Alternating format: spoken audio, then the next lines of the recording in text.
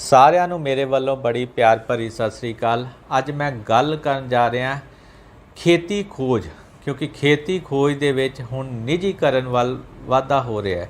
ਇਸ ਵੇਲੇ ਜਿਹੜੀ ਇੱਕ ਪਿੱਛੇ ਖਬਰ ਆਈ ਸੀ ਕਿ ਜਿਹਦੇ ਵਿੱਚ ਸਾਡੀ ਸਰਵੋੱਚਤਮ ਸੰਸਥਾ ICAR ਦੇ ਮੁੱਖ ਸੰਚਾਲਕ ਨੇ ਦੱਸਿਆ ਕਿ ਆਉਣ ਵਾਲੇ ਸਮੇਂ ਦੇ ਵਿੱਚ ਹੁਣ ICAR ਜਿਹੜਾ ਹੈਗਾ ਉਹ ਸਾਡੀ ਸਰਵੋੱਚਤਮ ਸੰਸਥਾ ਪ੍ਰਾਈਵੇਟ ਕੰਪਨੀਆਂ ਨਾਲ ਰਲ ਕੇ ਖੇਤੀ ਖੋਜ ਕਰੇਗੀ। ਪਸਾਰ 'ਚ ਤਾਂ ਆਲਰੇਡੀ ਇਹ ਕੰਮ ਕਰ ਹੀ ਰਹੇ ਹੈਗੇ ਹੈ, ਟਿੰਗ 'ਚ ਵੀ ਆ ਗਏ ਹੈ, ਠੀਕ ਹੈ। ਮੰਡੀਕਰਨ ਮਾਰਕੀਟਿੰਗ ਹੈ ਹੀ ਤਕਰੀਬਨ ਇਹਨਾਂ ਕੋਲੇ, ਕਾਰਪੋਰੇਟ ਕੋਲੇ। ਹੁਣ ਇਹ ਪ੍ਰਾਈਵੇਟ ਕੰਪਨੀਆਂ ਖੋਜ ਵੀ ਨਾਲ ਰਲ ਕੇ ਕਰਨਗੀਆਂ। ਇਸ ਵੇਲੇ ਗੱਲ ਉਸ ਸੰਸਥਾ ਦੀ ਹੋ ਰਹੀ ਹੈ ਜਿਹੜੀ ਦੇਸ਼ ਦੀ ਸਰਵੋੱਚਤਮ ਸੰਸਥਾ ਹੈ ਅਤੇ ਉਹ ਸਭ ਤੋਂ ਵਧੀਆ ਕੰਮ ਕਰ ਰਹੀ ਹੈਗੀ ਹੈ। ਦੁਨੀਆ ਭਰ ਵਿੱਚ ਉਹਦਾ ਨਾਮ ਹੈ ਅਤੇ ਉਹਦੇ ਕੋਲੇ ਇਸ ਵਕਤ ਇਨਫਰਾਸਟਰਕਚਰ ਇੰਨਾ ਕੁ ਵਧੀਆ ਹੈ ਕਿ ਹਰ ਫਸਲ ਪਸ਼ੂ ਦੀ ਖੋਜ ਲਈ ਉਹਨਾਂ ਕੋਲੇ ਇੱਕ ਸੰਸਥਾ ਹੈਗੀ ਹੈ। ਪੂਰੇ ਦੇਸ਼ ਪੱਧਰ 'ਤੇ ਉਹਨਾਂ ਦਾ ਨੈਟਵਰਕ ਫੈਲਿਆ ਹੋਇਆ। ਉਹਦੇ ਨਾਲ 113 ਖੋਜ ਕੇਂਦਰ ਹੈ ਅਤੇ 71 ਯੂਨੀਵਰਸਿਟੀਆਂ, ਜਿਨ੍ਹਾਂ ਵਿੱਚੋਂ ਕੋਈ ਖੋਜ ਕੇਂਦਰ ਅਤੇ ਯੂਨੀਵਰਸਿਟੀਆਂ ਦਾ ਨਾਮ ਵਿਸ਼ਵ ਦੇ ਵਿੱਚ ਉੱਪਰਲੀਆਂ ਸੰਸਥਾਵਾਂ ਦੇ ਵਿੱਚ ਆਉਂਦਾ ਅਤੇ ਉਹਨਾਂ ਦੀ ਰਿਸਰਚ ਨੂੰ ਮੰਨਿਆ ਜਾਂਦਾ। ਹੁਣ ਇਹ ਸਾਰੇ ਦੇ ਵਿੱਚ ਕਿਤੇ ਨਾ ਕਿਤੇ ਇਹ ਗੱਲ ਸਮਝ ਨਹੀਂ ਆ ਰਹੀ ਕਿ ਇਹੋ ਜਿਹੀ ਸੰਸਥਾ ਨੂੰ ਇਹਦੀ ਲੋੜ ਕੀ ਹੈ, ਕਿਉਂ ਅਸੀਂ ਨਿੱਜੀਕਰਨ ਦੇ ਵਿੱਚ ਜਾ ਰਹੇ ਹਾਂ। ਹਾਂ, ਜੇ ਪ੍ਰਾਈਵੇਟ ਕੰਪਨੀਆਂ ਨੂੰ ਲੋੜ ਹੈ ਤਾਂ ਉਹ ਪਹਿਲਾਂ ਵੀ ਹੋ ਕੀ ਰਿਹਾ ਕਿ ਉਹ ਇੱਕ ਪ੍ਰੋਜੈਕਟ ਜਿਹੜਾ ਉਹਨਾਂ ਨੇ ਇਹਨਾਂ ਤੋਂ ਕਰਾਉਣਾ ਹੁੰਦਾ, ਉਹ ਇਹਨਾਂ ਤੋਂ ਕਰਾਉਣ ਲਈ ਉਹਨੂੰ ਪ੍ਰੋਜੈਕਟ ਬਣਾ ਕੇ ਦੱਸਦੇ ਆ ਕਿ ਸਾਨੂੰ ਆਹ ਚੀਜ਼ ਕਰ ਦਿਓ, ਉਹਦੇ ਲਈ ਉਹ ਸਪੋਂਸਰ ਕਰਦੇ ਆ ਅਤੇ ਇਹ ਕਰਕੇ ਦਿੰਦੇ ਆ। ਸੋ ਉਹਨਾਂ ਦਾ ਕੰਮ ਤਾਂ ਉੱਥੇ ਹੋ ਹੀ ਜਾ ਰਿਹਾ। ਇਸ ਵਕਤ ਉਹਨਾਂ ਨੇ ਨਾਲ ਹੀ ਗੱਲ ਕਹੀ ਕਿ ਹੁਣ ਜਿਹੜਾ ਕੰਮ ਚੱਲ ਰਿਹਾ ਹੈਗਾ ਉਹਦੇ ਵਿੱਚ ਇਹ ਦੇਖਣਾ ਹੈਗਾ ਕਿ ਜਿਹੜੀ ਖੋਜ ਅਸੀਂ ਸਾਰੇ ਹੁਣ ਇਕੱਠੇ ਹੋ ਕੇ ਜਦੋਂ ਰਲ ਕੇ ਕਰਾਂਗੇ ਉਹਦੇ ਵਿੱਚ ਰਾਇਲਟੀ ਕਿਵੇਂ ਵੰਡਣੀ ਹੈ, ਠੀਕ ਹੈ। ਯਾਨੀ ਕਿ ਜਦੋਂ ਪੇਟੈਂਟ ਲੈ ਲਿਆ ਤਾਂ ਮਤਲਬ ਕਿ ਉਸ ਚੀਜ਼ ਨੂੰ ਹੋਰ ਕੋਈ ਪੈਦਾ ਨਹੀਂ ਕਰ ਸਕਦਾ। ਕੰਪਨੀ ਦੀ ਮਰਜ਼ੀ ਤੋਂ ਬਿਨਾਂ ਨਾ ਕੋਈ ਕਿਸਾਨ ਨਾ ਕੋਈ ਹੋਰ ਬਰੀਡਰ ਕੋਈ ਵਰਤ ਨਹੀਂ ਸਕਦਾ ਉਸ ਖੋਜ ਵਾਲਿਆਂ ਤੋਂ ਪਰਮਿਸ਼ਨ ਲਏ ਬਿਨਾਂ। ਅਤੇ ਉਹਨਾਂ ਨੂੰ ਜਿਹੜੀ ਪੈਸੇ ਉਹ ਮੰਗਣਗੇ ਉਹ ਦੇਣੇ ਪੈਣਗੇ। ਜਿਹੜੀ ਉਹ ਪੈਸੇ ਆਉਣਗੇ ਉਹਨੂੰ ਰਾਇਲਟੀ ਕਹਿੰਦੇ ਆ ਅਤੇ ਉਹਨੂੰ ਵੰਡਣਾ ਕਿਵੇਂ ਹੈ। ਇਸਦੇ ਨਾਲ ਹੀ ਉਹਨਾਂ ਨੇ ਕਿਹਾ ਕਿ ਹੁਣ ਜਿਹੜੀਆਂ ਪ੍ਰਾਈਵੇਟ ਕੰਪਨੀਆਂ ਦੇ ਸਾਇੰਟਿਸਟ ਵੀ ਇਸ ਅਦਾਰੇ ਦੇ ਜਿੰਨੇ ਆਧੁਨਿਕ ਖੋਜ ਕੇਂਦਰਾਂ ਦੇ ਇਨਫਰਾਸਟਰਕਚਰ ਹੈਗਾ, ਲੈਬੋਰਟਰੀਆਂ ਹੈਗੀਆਂ, ਉਹਨੂੰ ਵਰਤ ਕੇ ਖੋਜ ਕਰ ਸਕਦੇ। ਯਾਨੀ ਕਿ ਉਹਨਾਂ ਨੂੰ ਇੱਕ ਬਣਿਆ ਬਣਾਇਆ ਲੋਕਾਂ ਦੇ ਪੈਸੇ ਦਾ ਇੱਕ ਨੈਟਵਰਕ ਮਿਲ ਗਿਆ ਆਪਣੀ ਖੋਜ ਕਰਨ ਨੂੰ, ਜਿਹਦੇ ਬਾਅਦ 'ਚੋਂ ਉਹਨਾਂ ਨੇ ਪੈਸੇ ਲਾ ਕੇ ਸਾਨੂੰ ਖੋਜ ਦੇਣੀ ਹੈ। ਸੋ ਇਹ ਇੱਕ ਬੜੀ ਵੱਡੀ ਗੱਲ ਸਮਝਣ ਵਾਲੀ ਹੈਗੀ ਹੈ ਕਿ ਇਹ ਸਿਸਟਮ ਚੱਲ ਕਿੱਧਰ ਨੂੰ ਰਿਹਾ। ਜਦ ਕਿ ਇਹ ਸੰਸਥਾ ਦਾ ਜੇ ਥੋੜ੍ਹੀ ਜਿਹੀ ਮੈਂ ਹੁਣ ਬਜਟ ਦੇ ਹਿਸਾਬ ਨਾਲ ਜ਼ਿਕਰ ਕਰਾਂ ਤਾਂ ਜਿਹੜਾ ਸਾਡਾ ਖੇਤੀ ਦਾ ਬਜਟ ਹੈ ਉਹ ਤਕਰੀਬਨ 1,25,000 ਕਰੋੜ ਦੇ ਕਰੀਬ ਹੈਗਾ ਸਾਲਾਨਾ ਬਜਟ। ਉਹਦੇ 'ਚੋਂ 9504 ਕਰੋੜ ਜਿਹੜਾ ਹੈਗਾ ਉਹ ਖੇਤੀ ਖੋਜ ਲਈ ਜਾਂਦਾ। ਜਿਹੜਾ ਉਹ ਬਜਟ ਖੇਤੀ ਖੋਜ ਲਈ ਜਾਂਦਾ ਉਹਦੇ 'ਚੋਂ ਖੇਤੀ ਖੋਜ ਹੋ ਰਹੀ ਹੈ। ਅਤੇ ਜੇ ਮੈਂ 2014 ਤੋਂ ਲੈ ਕੇ 2022 ਦਾ ਡਾਟਾ ਲਵਾਂ ਤਾਂ ਇਸ ਜਿਹੜੀ ਅਦਾਰਿਆਂ ਨੇ ਅਤੇ ਹੋਰ ਅਦਾਰਿਆਂ ਨੇ ਮਿਲ ਕੇ ਤਕਰੀਬਨ 1950 ਨਵੀਆਂ ਵਰਾਇਟੀਆਂ ਫਸਲਾਂ ਦੀਆਂ ਕੱਢੀਆਂ ਹੈਗੀਆਂ, ਜਿਹਦੇ 'ਚੋਂ 86% ਵਰਾਇਟੀਆਂ ਇਸ ਸੰਸਥਾ ਨੇ ਕੱਢੀਆਂ ਹੈਗੀਆਂ।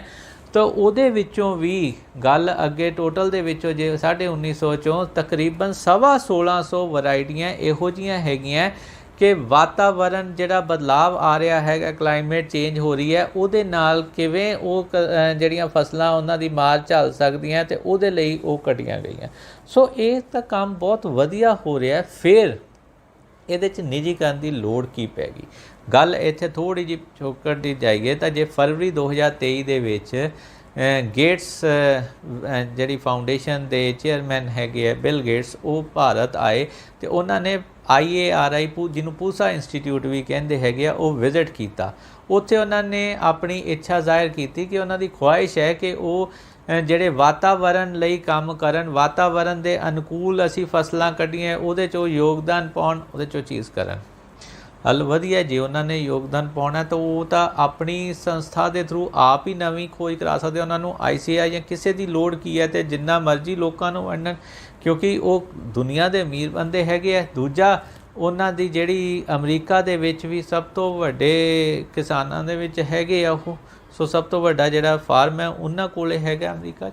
ਸੋ ਉਹਨਾਂ ਦੀ ਤਾਂ ਅਲੱਗ ਇੱਕ ਤਰ੍ਹਾਂ ਦੀ ਹੈਗੀ ਹੈ। ਇੱਥੇ ਜਿਹੜਾ ਸਿਸਟਮ ਹੈਗਾ ਇੱਥੇ ਉਹ ਛੋਟੇ ਕਿਸਾਨ ਹੈ ਜਿਹੜੇ ਵਿਚਾਰੇ नहीं ਇਹੋ ਜਿਹੀ ਖੋਜ ਜਾਂ ਕਰ ਸਕਦੇ, ਪਰ ਉਹਨਾਂ ਨੂੰ ਖੋਜ ਵੀ ਜਿਹੜੀ ਹੈ ਫਿਰ ਮੁਫਤ ਦੇਣੀ ਪਊਗੀ, ਰਾਇਲਟੀ ਨਹੀਂ ਉਹਦੇ 'ਚੋਂ ਹੋ ਸਕਦੀ। ਸੋ ਗੱਲ ਕਿਤੇ ਨਾ ਕਿਤੇ ਇਹ ਹੈ ਕਿ ਕਾਰਪੋਰੇਟ ਚਾਹੇ ਉਹ ਕਿਤੇ ਵੀ ਹੋਣ, ਚਾਹੇ ਉਹ ਬਾਹਰਲੇ ਹੋਣ, ਚਾਹੇ ਉਹ ਸਾਡੇ ਹੋਣ, ਉਹ ਖੇਤੀ ਨੂੰ ਕੰਟਰੋਲ ਕਰਨਾ ਚਾਹੁੰਦੇ ਆ। ਇਹੀ ਚੀਜ਼ ਖੇਤੀ ਕਾਨੂੰਨਾਂ ਵੇਲੇ ਸੀਗੀ, ਜਿਹੜੇ ਰੱਦ ਹੋ ਗਏ ਕਾਨੂੰਨ, ਅੱਜ ਨਹੀਂ ਹੈ। ਪਰ ਉੱਧਰੋਂ ਇਹਨਾਂ ਦੀ ਦਾਲ ਨਹੀਂ ਗਲੀ। ਅੱਜ ਇਹ ਟੇਢੇ ਢੰਗ ਤਰੀਕੇ ਨਾਲ ਹੁਣ ਖੇਤੀ ਜਦੋਂ ਖੋਜ ਕੰਟਰੋਲ ਕਰ ਲਈ, ਯਾਨੀ ਖੇਤੀ 'ਤੇ ਆ ਗਏ। ਹੁਣ ਇਹਦਾ ਥੋੜ੍ਹਾ ਜਿਹਾ ਚੌਕੜ ਵੀ ਲਓ, ਕਿਉਂਕਿ ਵਰਲਡ ਬੈਂਕ ਸ਼ੁਰੂ ਤੋਂ ਕਹਿ ਰਿਹਾ ਕਿ ਜਿਹੜੇ ਸਾਡੇ ਕਿਸਾਨ ਹੈ, 2008 ਦੀ ਜਿਹੜੀ ਚਿੱਠੀ ਆ ਉਹ ਕਹਿੰਦੀ ਹੈ ਕਿ ਭਾਰਤ ਦੇ ਕਿਸਾਨ ਜਿਹੜੇ ਅਕੁਸ਼ਲ ਹੈ, ਯਾਨੀ ਕਿ ਇਨਐਫੀਸ਼ੀਐਂਟ ਹੈ, ਉਹ ਪੈਦਾਵਾਰ ਨਹੀਂ ਕਰ ਸਕਦੇ, ਅਤੇ ਜ਼ਮੀਨ ਇੱਕ ਪੈਦਾਵਾਰ ਦਾ ਵਧੀਆ ਸਰੋਤ ਹੈ, ਇਹਨਾਂ ਦੇ ਹੱਥ 'ਚੋਂ ਕੱਢੀ ਜਾਵੇ। ਗੱਲ ਇਹ ਹੈ ਕਿ ਬਈ ਇੱਕ ਚੀਜ਼ ਦੇਖੋ ਕਿ ਇਹ ਕਿਸਾਨ ਉਹੀ ਹਨ ਜਿਨ੍ਹਾਂ ਨੇ ਭਾਰਤ ਨੂੰ ਆਪਣੇ ਜਿਹੜੇ ਹੈਗੇ ਆ ਫੂਡ ਗ੍ਰੇਨਸ ਦੇ ਵਿੱਚ ਆਤਮ ਨਿਰਭਰ ਕੀਤਾ ਹੈਗਾ। ਆਤਮ ਨਿਰਭਰ ਤੋਂ ਇਲਾਵਾ ਜਿਹੜਾ ਹੈ ਸਰਪਲਸ ਕ੍ਰੀਏਟ ਕਰਕੇ ਦਿੱਤਾ ਕਿ ਅਸੀਂ ਬਾਹਰ ਜਿਹੜਾ ਹੈਗਾ ਐਕਸਪੋਰਟ ਕਰ ਰਹੇ ਹਾਂ, ਇਹਨਾਂ ਦੀ ਡਿਮਾਂਡ ਮੀਟ ਕਰ ਰਹੇ ਹਾਂ, ਠੀਕ ਹੈ, ਤੋਂ ਘੱਟ ਆਪਦੇ ਜੋਗੇ ਹੈਗੇ ਆ। ਸੋ ਉਹ ਅਕੁਸ਼ਲ ਕਿਵੇਂ ਹੋ ਗਏ? ਨਾਲੇ ਇੰਡਸਟਰੀ ਕਿੱਡੀ ਕਿ ਐਫੀਸ਼ੀਐਂਟ ਹੈਗੀ ਹੈ, ਜਿਹੜੀ 24 ਘੰਟੇ ਕਦੇ ਸਬਸਿਡੀ ਦੇ ਦਿਓ, ਕਦੇ ਇਨਸੈਂਟਿਵ ਦੇ ਦਿਓ, ਕਦੇ ਆਹ ਦੇ ਦਿਓ, ਸਰਕਾਰਾਂ ਤੋਂ ਹੀ ਮਿਲਦੀ, ਲੋਕਾਂ ਦੇ ਟੈਕਸ ਦਾ ਹੀ ਪੈਸਾ ਉਹ ਵੀ।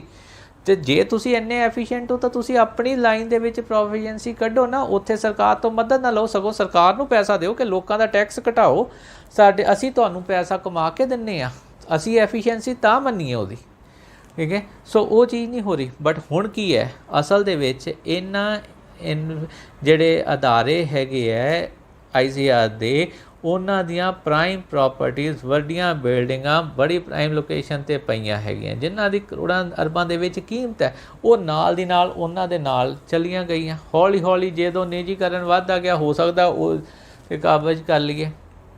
ਹੁਣ ਇਹਦੇ 'ਚ ਮੈਂ ਇਕੱਲੀ ਇੱਥੋਂ ਦੀ ਗੱਲ ਨਹੀਂ ਕਹਿੰਦਾ, ਮੈਂ ਇਹਦੀ ਰੈਫਰੈਂਸ ਜੇ ਲੈ ਕੇ ਜਾਵਾਂ ਤਾਂ ਮੈਂ ਇੰਟਰਨੈਸ਼ਨਲ ਲੈਵਲ 'ਤੇ ਆਪਾਂ ਚੱਲੀਏ ਕਿ ਬਾਹਰ ਕੀ ਹੋ ਰਿਹਾ, ਠੀਕ ਹੈ। ਕਿਉਂ ਇਹ ਖਦਸ਼ਾ ਸਾਡੇ ਲਈ ਹੈਗਾ ਕਿ ਸਾਨੂੰ ਇਹ ਸੋਚਣ 'ਤੇ ਮਜਬੂਰ ਕਰਦਾ ਵੀ ਇਹ ਕਿਤੇ ਨਿੱਜੀਕਰਨ ਸਾਨੂੰ ਖ਼ਤਮ ਨਾ ਕਰ ਦੇ। ਕਿਉਂਕਿ ਜੇ ਮੈਂ ਗੱਲ ਗੈਟ ਦੀ ਕਰਾਂ, ਠੀਕ ਹੈ, ਗੈਟ ਦੇ ਵਿੱਚ ਜਿਹੜਾ ਖੇਤੀ ਅਤੇ ਸਿਹਤ ਨੂੰ ਕਦੇ ਵੀ ਇੰਟੈਂਟ ਥੱਲੇ ਲਿਆਉਣ ਦੀ ਮਨਜ਼ੂਰੀ ਨਹੀਂ ਦਿੱਤੀ ਗਈ ਜਿੰਨੀ ਦੇਰ ਗੈਟ ਰਿਹਾ।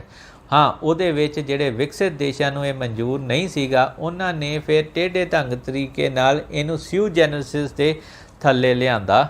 ਸਿਊ ਜੈਨਰਸਿਸ ਦੇ ਵਿੱਚ ਲਿਆ ਕੇ ਉਹਨਾਂ ਨੇ ਇੱਕ ਜਿਹੜੀ ਆਰਗੇਨਾਈਜੇਸ਼ਨ ਬਣਾਈ, ਉਹਨੂੰ ਮੋਡੀਫਾਈ ਕਰਕੇ ਰੱਖਿਆ, international union for production of new varieties of plants, UPOV। ਇਸ ਤਹਿਤ ਉਹਨਾਂ ਨੇ ਕੀ ਕੀਤਾ ਕਿ ਜਿਹੜੀ ਗੱਲ ਹੁਣ ਸੀਗੀ ਕਿ ਜਿਹੜੇ ਇਹਦੇ 'ਚ ਵਿੱਚ ਨਹੀਂ ਲਿਆਂਦਾ ਗਿਆ, ਉਹਨਾਂ ਨੇ ਪਹਿਲਾਂ ਪਲਾਂਟ ਬਰੀਡਰ ਦੀ ਜਿਹੜੀ ਹੈਗੀ ਆ ਸਿਊ ਜੈਨਰਸਿਸ ਦੇ ਤਹਿਤ ਪਲਾਂਟ ਬਰੀਡਰ ਨੂੰ ਲਿਆ ਹੀ ਵਿੱਚ ਕਿ ਪਲਾਂਟ ਬਰੀਡਰ ਦੀ ਪ੍ਰੋਟੈਕਸ਼ਨ ਲੈਣੀ ਹੈ, ਉਨੇ ਕੁ ਪੇਟੈਂਟ ਸਾਡੇ ਚਾਹੀਦੇ ਆ। ਉਦੋਂ ਅੱਗੇ ਜਿਹੜੀ ਇਹ ਆਰਗੇਨਾਈਜੇਸ਼ਨ UPOV ਬਣਾ ਲਈ। UPO ਦੇ ਵਿੱਚ ਜਿਹੜੇ ਪਹਿਲਾਂ ਅਸੀਂ ਰਾਈਟਸ ਉਹ ਦਿੱਤੇ ਸੀਗੇ ਕਿ ਜਿਹੜੇ ਕੋਈ ਹੋਰ ਪਲਾਂਟ ਬਰੀਡਰ ਉਸ ਚੀਜ਼ ਨੂੰ ਵਰਤ ਕੇ ਕੋਈ ਟਰੇਟ ਵਰਤ ਕੇ ਕੋਈ ਨਵੀਂ ਵੈਰਾਈਟੀ ਕੱਢਦਾ ਹੈ ਤਾਂ ਉਹਨੂੰ ਜਿਹੜੀ ਹੈ ਰਾਇਲਟੀ ਨਹੀਂ ਦੇਣੀ ਪਊਗੀ ਉਹਦੇ 'ਤੇ, ਠੀਕ ਹੈ, ਉਹ ਵਰਤ ਸਕਦਾ ਹੈਗਾ। ਇਸੇ ਤਰ੍ਹਾਂ ਕਿਸਾਨ ਆਪਣਾ ਬੀਜ ਜਿਹੜਾ ਖਰੀਦਦਾ ਹੈਗਾ ਉਹਨੂੰ ਦੁਬਾਰਾ ਬੀਜ ਲਈ ਰੱਖ ਸਕਦਾ ਹੈਗਾ ਅਤੇ ਦੂਜੇ ਕਿਸਾਨਾਂ ਨੂੰ ਵੀ ਬੀਜ ਦੇ ਸਕਦਾ। ਇਹ ਸਿਊ ਜੈਨਰਸਿਸ ਦੇ ਸੀਗਾ। ਪਰ UPOV ਦੇ ਅੰਡਰ ਇਹਨੂੰ ਕੀ ਕਰਤਾ ਕਿ ਇਹ ਚੀਜ਼ਾਂ ਹੁਣ ਖ਼ਤਮ ਕਰੀਏ। 1978 ਵਿੱਚ ਤਕਰੀਬਨ ਇਹਨਾਂ ਨੇ ਮੋਨੋਪਲੀ ਲੈ ਲਈ ਅਤੇ ਇਹ ਕਰਤਾ ਗਿਆ ਕਿ 1991 ਤੱਕ ਆ ਕੇ 1978 ਦੇ ਵਿੱਚ ਮੈਂ ਇੱਕ ਹੋਰ ਰੈਫਰੈਂਸ ਦੇ ਦਿਆਂ ਕਿ ਅਮਰੀਕਾ ਨੂੰ ਵੀ ਆਪਣੇ ਨਾਲ ਰਲਿਆ, ਪਰ ਅਮਰੀਕਾ ਨੇ ਆਪਣਾ ਉਸ ਵਕਤ ਕਾਨੂੰਨ ਨਹੀਂ ਬਦਲਿਆ। ਉਹਦੇ 'ਚ ਉਹਨਾਂ ਨੇ ਇਹ ਰੱਖਿਆ ਕਿ ਕਿਸਾਨ ਆਪਣਾ ਵੀ ਲਾ ਸਕਦਾ ਅਤੇ ਕਿਸਾਨ ਦੂਜੇ ਕਿਸਾਨਾਂ ਨੂੰ ਵੀ ਉਸ ਦਾ ਬੀਜ ਬਣਾ ਕੇ ਦੇ ਸਕਦਾ ਹੈਗਾ। ਸੋ ਅਮਰੀਕਾ ਨੇ ਉਹਨੂੰ ਨਾਲ ਇਹਨਾਂ ਨੇ ਲੈ ਲਿਆ, ਪਰ ਅਮਰੀਕਾ ਦਾ ਇਹ ਕਾਨੂੰਨ ਰਿਹਾ। 1991 ਦੇ ਵਿੱਚ ਆ ਕੇ ਇਹਨਾਂ ਨੇ ਰੌਲਾ ਪਾਇਆ ਕਿ ਇਹ ਕੰਮ ਵੀ ਨਹੀਂ ਠੀਕ ਆਉਂਦਾ, ਹੁਣ ਪਲਾਂਟ ਬਰੀਡਰ ਤੋਂ ਵੀ ਅਸੀਂ ਪੈਸੇ ਲੈਣੇ ਹੈਗੇ ਆ ਅਤੇ ਕਿਸਾਨਾਂ ਦਾ ਵੀ ਬੰਦ ਕਰਨਾ ਹੈ। ਅਤੇ ਜਿਹੜਾ WTO 1995 'ਚ ਬਣਿਆ ਅਤੇ ਉਹਦੇ 'ਚ ਇਹ ਫਾਈਨਲ ਲੈ ਆਏ ਕਿ ਹੁਣ ਅਸੀਂ ਇਹ ਚੀਜ਼ ਪਾਸ ਕਰਾ ਲਈ, ਹੁਣ ਇਹ ਤੋਂ ਬਾਅਦ ਨਹੀਂ ਹੋਏਗਾ। ਅਤੇ ਪਾਸ ਕਰਾਉਂਦਿਆਂ ਹੀ ਜਿਹੜੀ ਇੱਕ ਹੈਗੀ ਹੈ British society for plant protection ਨੇ 1995 ਦੇ ਵਿੱਚ ਜਿਹੜੇ ਸਕਾਟਲੈਂਡ ਦੇ ਕਿਸਾਨਾਂ ਦੇ ਉੱਤੇ ਕੇਸ ਕਰਤਾ ਕਿ ਇਹ ਆਲੂਆਂ ਦਾ ਬੀਜ ਬਣਾ ਕੇ ਜਿਹੜਾ ਸਾਡੇ ਤੋਂ ਇਹਨਾਂ ਨੇ ਬੀ ਲਿਆ ਸੀ ਉਹਦਾ ਅੱਗੋਂ ਬੀ ਬਣਾ ਕੇ ਦੂਜੇ ਕਿਸਾਨਾਂ ਨੂੰ ਵੇਚ ਰਹੇ ਹੈ। ਠੀਕ ਹੈ, ਉਹਨਾਂ ਦੇ ਕੇਸ ਕਰਤਾ। ਉਹਨਾਂ ਕਿਸਾਨਾਂ 'ਤੇ ਕੋਰਟ ਨੇ ਜਿਹੜਾ ਹੈਗਾ 30,000 ਪਾਉਂਡ ਉਸ ਵੇਲੇ ਜੁਰਮਾਨਾ ਲਾਇਆ। ਇਸੇ ਤਰ੍ਹਾਂ ਅਮਰੀਕਾ ਦੇ ਵਿੱਚ ਅਮਰੀਕਨ ਕੰਪਨੀ ਐਸਗਰੋ ਨੇ ਇੱਕ ਕਿਸਾਨ ਅਤੇ ਉਸਦੀ ਪਤਨੀ ਜਿਨ੍ਹਾਂ ਨੂੰ ਵਿੰਟਰਬੋਰ ਦੇ ਨਾਮ ਨਾਲ ਜਾਣਿਆ ਜਾਂਦਾ ਅਤੇ ਕੇਸ ਬੜਾ ਮਸ਼ਹੂਰ ਹੋਇਆ ਐਸਗਰੋ ਵਰਸਸ ਵਿੰਟਰਬੋਰ, ਉਹਨਾਂ ਨੂੰ ਵੀ ਜਿਹੜਾ ਹੈਗਾ ਅਤੇ ਕੇਸ ਵਿੰਟਰਬੋਰ 'ਤੇ ਕੇਸ ਕਰਤਾ ਕਿਉਂਕਿ ਵਿੰਟਰਬੋਰ ਨੇ ਸੋਇਆਬੀਨ ਦਾ ਬੀ ਲਿਆ ਸੀ ਐਸਗਰੋ ਤੋਂ। ਉਹਨਾਂ ਨੇ ਦੇਖਿਆ ਕਿ ਇਹ ਸੋਇਆਬੀਨ ਦਾ ਬੀ ਹੈਗਾ, ਇਹਨੂੰ ਅਸੀਂ ਜੇ ਸਾਫ਼ ਕਰ ਲਈਏ ਚੱਟ ਲਈਏ ਆਪਦੇ ਲਈ ਵੀ ਰੱਖਣਾ ਅਤੇ ਲੋਕਾਂ ਨੂੰ ਵੀ ਵੇਚ ਦਈਏ। ਉਹਨਾਂ ਨੇ ਇੱਕ ਮਸ਼ੀਨ ਛੋਟੀ ਲਾ ਕੇ ਸਾਫ਼ ਸਫਾਈ ਕਰਕੇ ਅੱਗੋਂ ਵੇਚਣਾ ਸ਼ੁਰੂ ਕਰਤਾ। ਸੋ ਅਮਰੀਕਾ ਦੀ ਐਸਗਰੋ ਕੰਪਨੀ ਨੇ ਉਹਨਾਂ 'ਤੇ ਕੇਸ ਕਰਤਾ, ਪਰ ਉਸ ਵੇਲੇ ਵਿੰਟਰਬੋਰ ਕੇਸ ਜਿੱਤ ਗਏ ਕਿਉਂਕਿ ਅਮਰੀਕਾ ਦੇ ਵਿੱਚ ਜਦੋਂ 1978 'ਚ ਵੀ ਆਇਆ ਸੀ ਅਮਰੀਕਾ ਨੇ, ਮੈਂ ਕਿਹਾ ਸੀ, ਕਾਨੂੰਨ ਨਹੀਂ ਬਦਲਿਆ, ਯਾਨੀ ਕਿ ਜਿਹੜਾ ਕਿਸਾਨ ਹੈ ਉਹ ਦੂਜੇ ਕਿਸਾਨਾਂ ਨੂੰ ਉਸੇ ਵਿੱਚ ਕੰਪਨੀ ਤੋਂ ਲਿਆ ਵੀ ਅਗਲੀ ਵਾਰੀ ਬਣਾ ਕੇ ਵੇਚ ਸਕਦਾ ਹੈਗਾ। ਸੋ ਉੱਥੇ ਤਾਂ ਉਹ ਐਸਗਰੋ ਕੰਪਨੀ ਕੇਸ ਹਾਰ ਗਈ, ਵਿੰਟਰਬੋਰ ਕੇਸ ਜਿੱਤ ਗਏ। ਬਟ ਉਦੋਂ ਬਾਅਦ ਕਾਰਪੋਰੇਟ ਨੇ ਜਿਹੜਾ ਵਿੰਟਰਬੋਰ ਨੂੰ ਆਪਣਾ ਜਿਹੜਾ ਹੈਗਾ ਉਹ ਵਰਗੇ ਚੀਜ਼ਾਂ ਨੂੰ ਇਹਦਾ ਕਾਨੂੰਨ ਹੀ ਬਦਲਾਤਾ ਅਮਰੀਕਨ ਸਰਕਾਰ ਤੋਂ ਕਿ ਇੱਧਰ ਵਿੰਟਰਬੋਰ ਵਰਗੇ ਹੋਰ ਪੈਦਾ ਹੋਣਗੇ, ਅਸੀਂ ਕਾਨੂੰਨ ਹੀ ਬਦਲਾ ਦਈਏ ਕਿ ਕੋਈ ਵੀ ਬੰਦਾ ਕਿਸੇ ਨੂੰ ਵਰਤ ਕੇ ਉਹਦਾ ਬੀਜ ਨਾ ਆਪਦੇ ਲਈ ਵਰਤ ਸਕਦਾ ਨਾ ਕਿਸੇ ਹੋਰ ਲਈ ਵਰਤ ਸਕਦਾ। ਹੁਣ ਇਹਨਾਂ ਕੰਪਨੀਆਂ ਦਾ ਤੁਸੀਂ ਕਿੱਦਾਂ ਕਰੋਗੇ? ਇਹ ਤਾਂ ਦੇਖੋ ਜਿਹੜੀ ਟੈਕ ਰਾਈਸ ਕੰਪਨੀ ਹੈਗੀ ਅਮਰੀਕਾ ਦੀ, ਉਹਨੇ ਸਾਡੀ ਬਾਸਮਤੀ ਪੇਟੈਂਟ ਕਰਾ ਲਈ 1997 ਦੇ ਵਿੱਚ। ਉਹਦਾ ਨਾਮ ਦੋ ਚੀਜ਼ਾਂ ਬ੍ਰਾਂਡ ਨਾਮ ਥੱਲੇ ਵੇਚਣਾ ਸ਼ੁਰੂ ਕਰਤਾ, ਟੈਕਸਮਤੀ ਅਤੇ ਕਾਸਮਤੀ। ਟੈਕਸਮਤੀ ਯਾਨੀ ਕਿ ਅਮਰੀਕਨ ਸਟਾਈਲ ਰਾਈਸ ਅਤੇ ਕਾਸਮਤੀ ਇੰਡੀਅਨ ਸਟਾਈਲ ਰਾਈਸ। ਭਾਰਤ ਸਰਕਾਰ ਨੇ 2000 ਦੇ ਵਿੱਚ WTO ਦੇ ਵਿੱਚ ਕੇਸ ਝਗੜਿਆ ਅਤੇ ਉਹਦੇ ਵਿੱਚੋਂ ਸਿਰਫ ਝਗੜ ਕੇ 3 ਵਰਾਇਟੀਆਂ ਨੂੰ ਬਾਹਰ ਕੱਢਿਆ ਗਿਆ, BAS 867 ਅਤੇ RT 117 RT 121, ਇਹਨਾਂ ਨੂੰ ਬਾਹਰ ਕਰ ਦਿੱਤਾ ਗਿਆ, ਬਾਕੀਆਂ ਦਾ ਨਹੀਂ। ਸੋ ਉਹ ਉੱਥੇ ਹੋ ਗਈ। ਇਸੇ ਤਰ੍ਹਾਂ ਸਾਡੀ ਨੀਮ ਹਲਦੀ ਵੀ ਪੇਟੈਂਟ ਹੈ। ਸੋ ਉਹ ਤਾਂ ਸਰਕਾਰ ਅਜੇ ਝਗੜ ਰਹੀ ਹੈ ਤਾਂ ਨਹੀਂ ਉਹਨਾਂ ਕੁਛ ਬਣ ਰਿਹਾ, ਅਤੇ ਆਮ ਕਿਸਾਨ ਝਗੜੂਗਾ ਉਹਦਾ ਕੀ ਬਣਨਾ ਹੈਗਾ। ਅਤੇ ਪਹਿਲੀ ਗੱਲ, ਸਾਡੇ ਜਿਹੜੇ ਕਿਸਾਨ ਹੈਗੇ ਆ ਉਹ ਤਾਂ 85% ਛੋਟੇ ਕਿਸਾਨ ਆ, ਉਹ ਇਹਨਾਂ ਕਾਰਪੋਰੇਟ ਦੇ ਨਾਲ ਕਿੱਥੋਂ ਝਗੜ ਲੈਣਗੇ। ਦੂਜਾ, ਉਹਨਾਂ ਨੂੰ ਇੰਟਲੈਕਚੁਅਲ ਪ੍ਰੋਪਰਟੀ ਰਾਈਟ ਦਾ ਨਹੀਂ ਪਤਾ। ਸੋ ਮੈਨੂੰ ਇਹ ਸਮਝ ਨਹੀਂ ਆਈ, ਜਦੋਂ ਇੰਨੇ ਦੇ ਵਿੱਚ ਇੰਨਾ ਵਧੀਆ ਕੰਮ ਇਹ ਸੰਸਥਾ ਕਰ ਰਹੀ ਹੈ ਅਤੇ ਫਿਰ ਸਰਕਾਰ ਨੂੰ ਵੀ ਸੋਚਣਾ ਚਾਹੀਦਾ ਕਿ ਇਸ ਸੰਸਥਾ ਨੂੰ ਆਪਸ ਦੇ ਵਿੱਚ ਜਿਹੜਾ ਨਿੱਜੀਕਰਨ ਦੇ ਵੱਲ ਜਾਂ ਜਿਹੜੀ ਹੈਗੀ ਹੈ ਉਹ ਪ੍ਰਾਈਵੇਟ ਕੰਪਨੀਆਂ ਨਾਲ ਹਿੱਸੇਦਾਰੀ ਦੀ ਲੋੜ ਕੀ ਹੈਗੀ ਹੈ।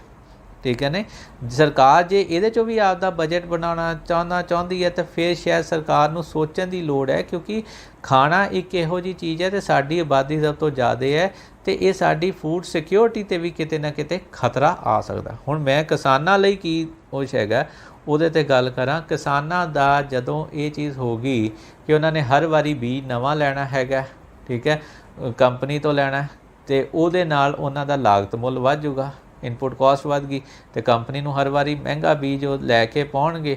ਉਹਨਾਂ ਦਾ ਜੇ ਉਹਨਾਂ ਨੂੰ ਕੀਮਤ ਉਹਦੇ ਹਿਸਾਬ ਨਾਲ ਨਾ ਮਿਲੀ ਤਾਂ ਉਹਨਾਂ ਦਾ ਤਾਂ ਜਿਹੜਾ ਕੁਛ ਉਹਨਾਂ ਨੂੰ ਪੈਸੇ ਬਚਣੇ ਨਹੀਂ ਗੇ। ਅਸੀਂ ਆਮਦਨ ਦੁੱਗਣੀ ਦੀ ਗੱਲ ਕਰਦੇ ਹਾਂ, ਮੈਨੂੰ ਉਨੀ ਰਹਿੰਦੀ ਇਹਦੇ ਨਾਲ ਨਹੀਂ ਨਜ਼ਰ ਆਉਂਦੀ।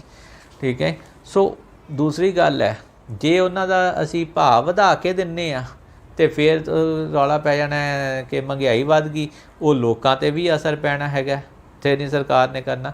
ਲੈ ਦੇ ਕੇ ਇਹ ਜ਼ਮੀਨਾਂ ਫਿਰ ਕਿਸਾਨਾਂ ਦੀਆਂ ਜਿਹੜੀਆਂ ਹੈਗੀਆਂ ਜਾਂ ਉਹ ਵੇਚ ਕੇ ਭੱਜਣਗੇ ਜਾਂ ਕੁਰਕੀ ਕਰਨਗੇ। ਦੋਨਾਂ ਦੇ ਵਿੱਚ ਕਾਰਪੋਰੇਟ ਨੂੰ ਫਾਇਦਾ ਕਿ ਉਹ ਸਾਰਾ ਕੰਟਰੋਲ ਕਰ ਲਿਆ। ਹੁਣ ਜੇ ਕਿਤੇ ਸਰਕਾਰ ਇਹ ਕਵੇ ਕਿ ਨਹੀਂ ਜੀ, ਉਹਦੀ ਜੇ ਰਾਇਲਟੀ ਹੋਏਗੀ ਜਿਹੜੀ ਕਿਸਾਨਾਂ ਨੂੰ ਦੇਣਾ, ਅਸੀਂ ਉਹਦੀ ਰਾਇਲਟੀ ਪੇ ਕਰਾਂਗੇ, ਤਾਂ ਵੀ ਉਹ ਲੋਕਾਂ ਦੇ ਟੈਕਸ ਦੇ ਪੈਸੇ ਦੇ ਨਾਲ ਹੀ ਪੇ ਕਰਨੀ ਹੈ, ਯਾਨੀ ਕਿ ਲੋਕਾਂ ਦੇ ਸਿਰ 'ਤੇ ਪੈ ਜੂ। ਸੋ ਕਿਤੇ ਨਾ ਕਿਤੇ ਸਰਕਾਰ ਨੂੰ ਇਹ ਚੀਜ਼ ਇਸ ਵਕਤ ਸੋਚਣੀ ਚਾਹੀਦੀ ਹੈ ਕਿ ਇਹ ਸੰਸਥਾ ਕਿਹੜੇ ਪਾਸੇ ਨੂੰ ਤੁਰ ਰਹੀ ਹੈ। ਸਾਡਾ ਜਿਹੜਾ ਇੰਨਾ ਵਧੀਆ ਕੰਮ ਹੋ ਰਿਹਾ ਹੈ ਉਹਦੇ ਸਾਨੂੰ ਨਿੱਜੀਕਰਨ ਦੀ ਲੋੜ ਨਹੀਂ। ਹਾਂ, ਜੇ ਉਹਨਾਂ ਨੇ ਕੋਈ ਸਾਡੇ ਤੋਂ ਕੰਮ ਜਿਹੜੇ ਅਦਾਰੇ ਤੋਂ ਕੰਮ ਕਰਾਉਣਾ ਤਾਂ ਉਹ ਅੱਗੇ ਮੈਨੂੰ ਪ੍ਰੋਜੈਕਟ ਸਪਾਂਸਰ ਕਰ ਦੇਣ ਅਤੇ ਉਹ ਕੰਮ ਹੋ ਜਾਏਗਾ। ਅਤੇ ਦੈਨ ਦੂਜੀ ਗੱਲ ਹੈ ਕਿ ਜੇ ਉਹਨਾਂ ਦਾ ਦਿਲ ਕਰਦਾ ਹੈ ਪੈਸੇ ਦੇਣ ਨੂੰ ਕਿ ਅਸੀਂ ਸਮਾਜ ਸੇਵਾ ਦੇ ਵਿੱਚ ਲਾਈਏ, ਤਾਂ ਉਹ ਇਹੋ ਜਿਹੀ ਖੋਜ ਕਰਕੇ ਆਪ ਹੀ ਕੱਢ ਕੇ ਦੇਣ, ਉਹ ਪੈਸਾ ਲਾ ਕੇ। ਉਹਨਾਂ ਕੋਲ ਵੀ ਸਾਇੰਟਿਸਟ ਹੈਗੇ ਆ, ਲੈਬ ਹੈਗੀਆਂ, ਉਹ ਦੇਣ ਅਤੇ ਲੋਕਾਂ ਦੀ ਸੇਵਾ ਲਈ ਉਹ ਚੀਜ਼ ਕਰ ਦੇਣ। ठीक है। ਉਹਦੇ 'ਚ ਇਹ ਅਦਾਰਾ ਆਪਣਾ ਕੰਮ ਕਰੇ, ਉਹ ਅਦਾਰਾ ਆਪਣਾ ਕੰਮ ਕਰੇ। ਸੋ ਅਸੀਂ ਕਿੱਥੇ ਵੀ ਉਹਦੇ 'ਚ ਸਾਨੂੰ ਲੋੜ ਨਹੀਂ। ਨਾਲੇ ਹੋਰ ਬੜੇ ਢੰਗ ਤਰੀਕੇ ਆ ਉਹਨਾਂ ਨੂੰ ਦੇਣ ਦੇ, ਜੇ ਵਾਤਾਵਰਨ ਬਚਾਉਣਾ ਹੈਗਾ, ਹੋਰ ਕਰਨਾ। ਸੋ ਕਿਤੇ ਨਾ ਕਿਤੇ ਇਹਦੇ ਵਿੱਚ ਸਾਰੀ ਦੇ ਵਿੱਚ ਕਾਰਪੋਰੇਟ ਦੀ ਨਿਗਾਹ ਜਿਹੜੀ ਹੈਗੀ ਹੈ ਉਹ ਫੂਡ ਕੰਟਰੋਲ ਕਰਨ 'ਤੇ ਹੈ, ਕਿਉਂਕਿ ਫੂਡ ਕੰਟਰੋਲ ਹੋ ਗਿਆ ਤਾਂ ਦੇਸ਼ ਕੰਟਰੋਲ ਹੋ ਗਿਆ। ਦੂਜਾ, ਇਸ ਅਦਾਰੇ ਦੀਆਂ ਜਿੰਨੀਆਂ ਜਾਇਦਾਦਾਂ ਪਈਆਂ ਹੈਗੀਆਂ, ਇਨਫਰਾਸਟਰਕਚਰ ਪਿਆ, ਉਹ ਬਹੁਤ ਕੀਮਤੀ ਹੈਗਾ। ਹੌਲੀ ਹੌਲੀ ਉਹਦੇ 'ਤੇ ਕਾਬਜ਼ ਨਾ ਹੋ ਜਾਣ। ਸੋ ਸਾਨੂੰ ਇਹ ਧਿਆਨ ਰੱਖਣ ਦੀ ਲੋੜ ਹੈ। ਧੰਨਵਾਦ।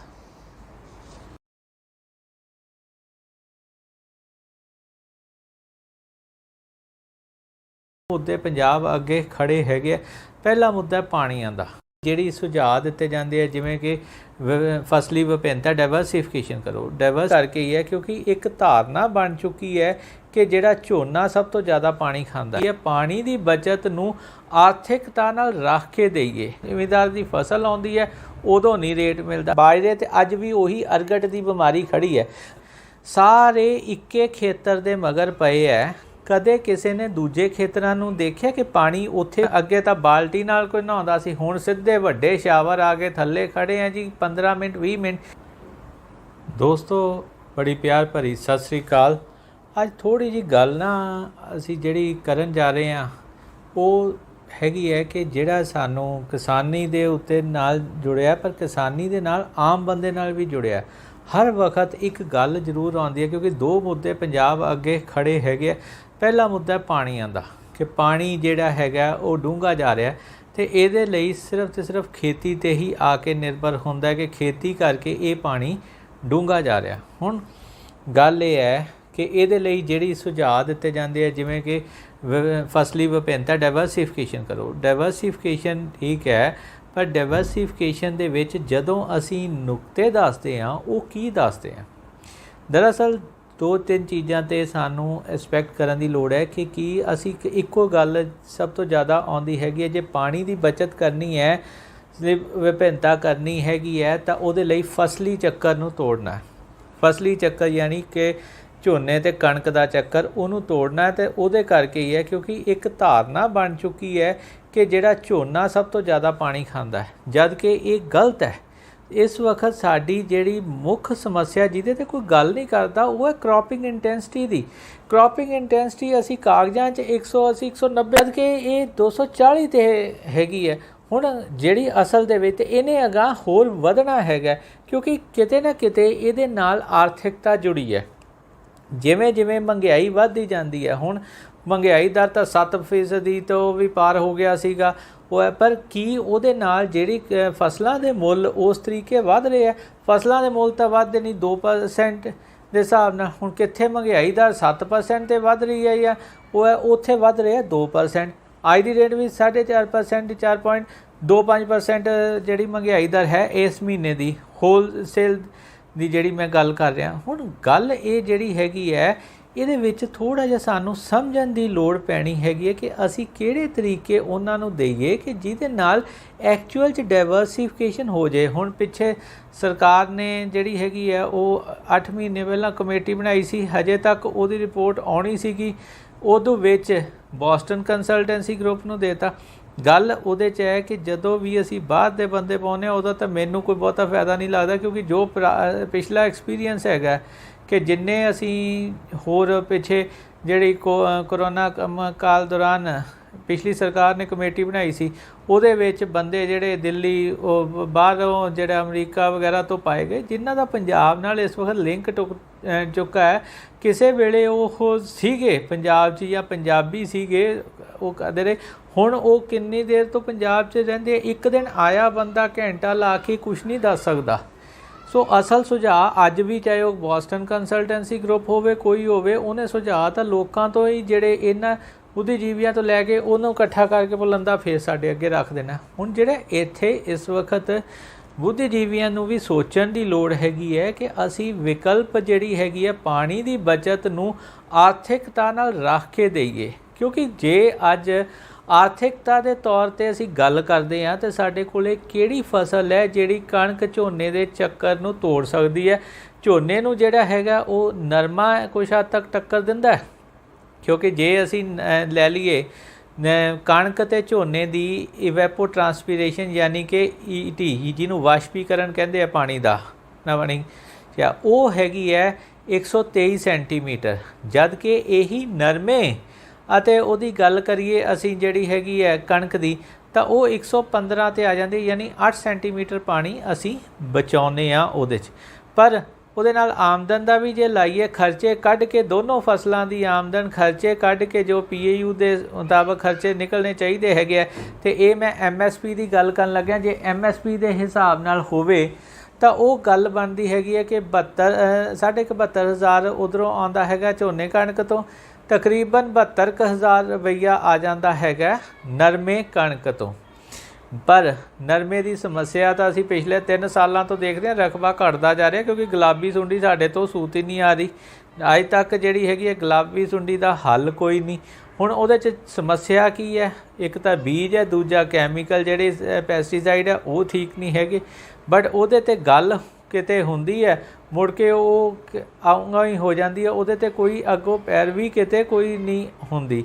ਸੋ ਇਸੇ ਤਰ੍ਹਾਂ ਜੇ ਹੁਣ ਅਸੀਂ ਕਹਿੰਦੇ ਹਾਂ ਬਾਜਰਾ ਬੀਜ ਲਓ, ਠੀਕ ਹੈ ਜੀ, ਕਣਕ ਦੇ ਨਾਲ ਮੱਕੀ ਕਣਕ ਲੈ ਲਓ, ਮੂੰਗੀ ਕਣਕ ਲੈ ਲਓ, ਠੀਕ ਹੈ, ਨਰਮਾ ਸਰੋਂ ਲੈ ਲਓ ਜਾਂ ਬਾਜਰਾ ਸਰੋਂ ਲੈ ਲਓ, ਉਹਦੇ ਵਿੱਚ ਪੈਸੇ ਜਿਹੜੇ ਹੈ ਤਕਰੀਬਨ 55-56 ਹਜ਼ਾਰ ਤੋਂ ਵੱਧ ਕੋਈ ਨਹੀਂ ਆਉਂਦਾ। ਬਾਜਰਾ ਸਰੋਂ ਤਾਂ ਜੇ ਕਣਕ ਵੀ ਬਦਲ ਦਿਓ ਨਾ ਤਾਂ ਫਿਰ ਤਾਂ ਤਕਰੀਬਨ 43,000 40 ਤੋਂ 43,000 ਇਹ ਵੀ MSP 'ਤੇ। ਪਰ ਦੂਜੀ ਗੱਲ ਹੈ ਕਿ ਬਾਜਰਾ ਜਦੋਂ ਵੱਧ ਹੋਇਆ ਨਾ ਹੁਣ ਵਿਕਦਾ ਬਾਜਰਾ MSP 'ਤੇ, ਨਾ ਉਦੋਂ ਵਿਕਣਾ, ਨਾ ਸਰੋਂ ਅੱਜ ਵਿਕਦੀ ਹੈ ਨਾ ਉਦੋਂ ਵਿਕਣੀ ਹੈ। ਹਾਲ ਤੁਸੀਂ ਇਹ ਦੇਖੋ ਕਿ ਇਹ ਕਿਸਾਨਾਂ ਦੀ ਨਹੀਂ ਵਿਕਦੀ। ਹਾਂ ਮਾਰਕੀਟ 'ਚ ਕਈ ਮੇਰੇ ਵੀਰ ਇਹ ਵੀ ਕਹਿਣਗੇ ਕਿ ਰਿਟੇਲ 'ਚ ਇੰਨਾ ਰੇਟ ਹੈ, ਉਹ ਵਪਾਰੀਆਂ ਦਾ ਰੇਟ ਹੈਗਾ, ਉਹਨਾਂ ਦੇ ਕੋਲੇ ਸਟੋਰ ਹੈ, ਉਹਨਾਂ ਦੇ ਕੋਲੇ ਸਾਰਾ ਕੁਛ ਹੈ, ਉਹ ਲੈ ਕੇ ਸਟੋਰ ਕਰਕੇ ਜਦੋਂ ਜ਼ਿਮੀਂਦਾਰ ਦੀ ਫਸਲ ਆਉਂਦੀ ਹੈ ਉਦੋਂ ਨਹੀਂ ਰੇਟ ਮਿਲਦਾ। ਅਤੇ ਕੋਈ ਸਰਕਾਰ ਇਹ ਕਰਨ ਨੂੰ ਤਿਆਰ ਨਹੀਂ ਕਿ ਅਸੀਂ ਜਿਹੜੀ MSP ਨਿਰਧਾਰਿਤ 23 ਫਸਲਾਂ 'ਤੇ ਹੁੰਦੀ ਹੈ, ਉਹ 23 ਫਸਲਾਂ 'ਤੇ ਜਿਹੜੀ ਨਿਰਧਾਰਿਤ MSP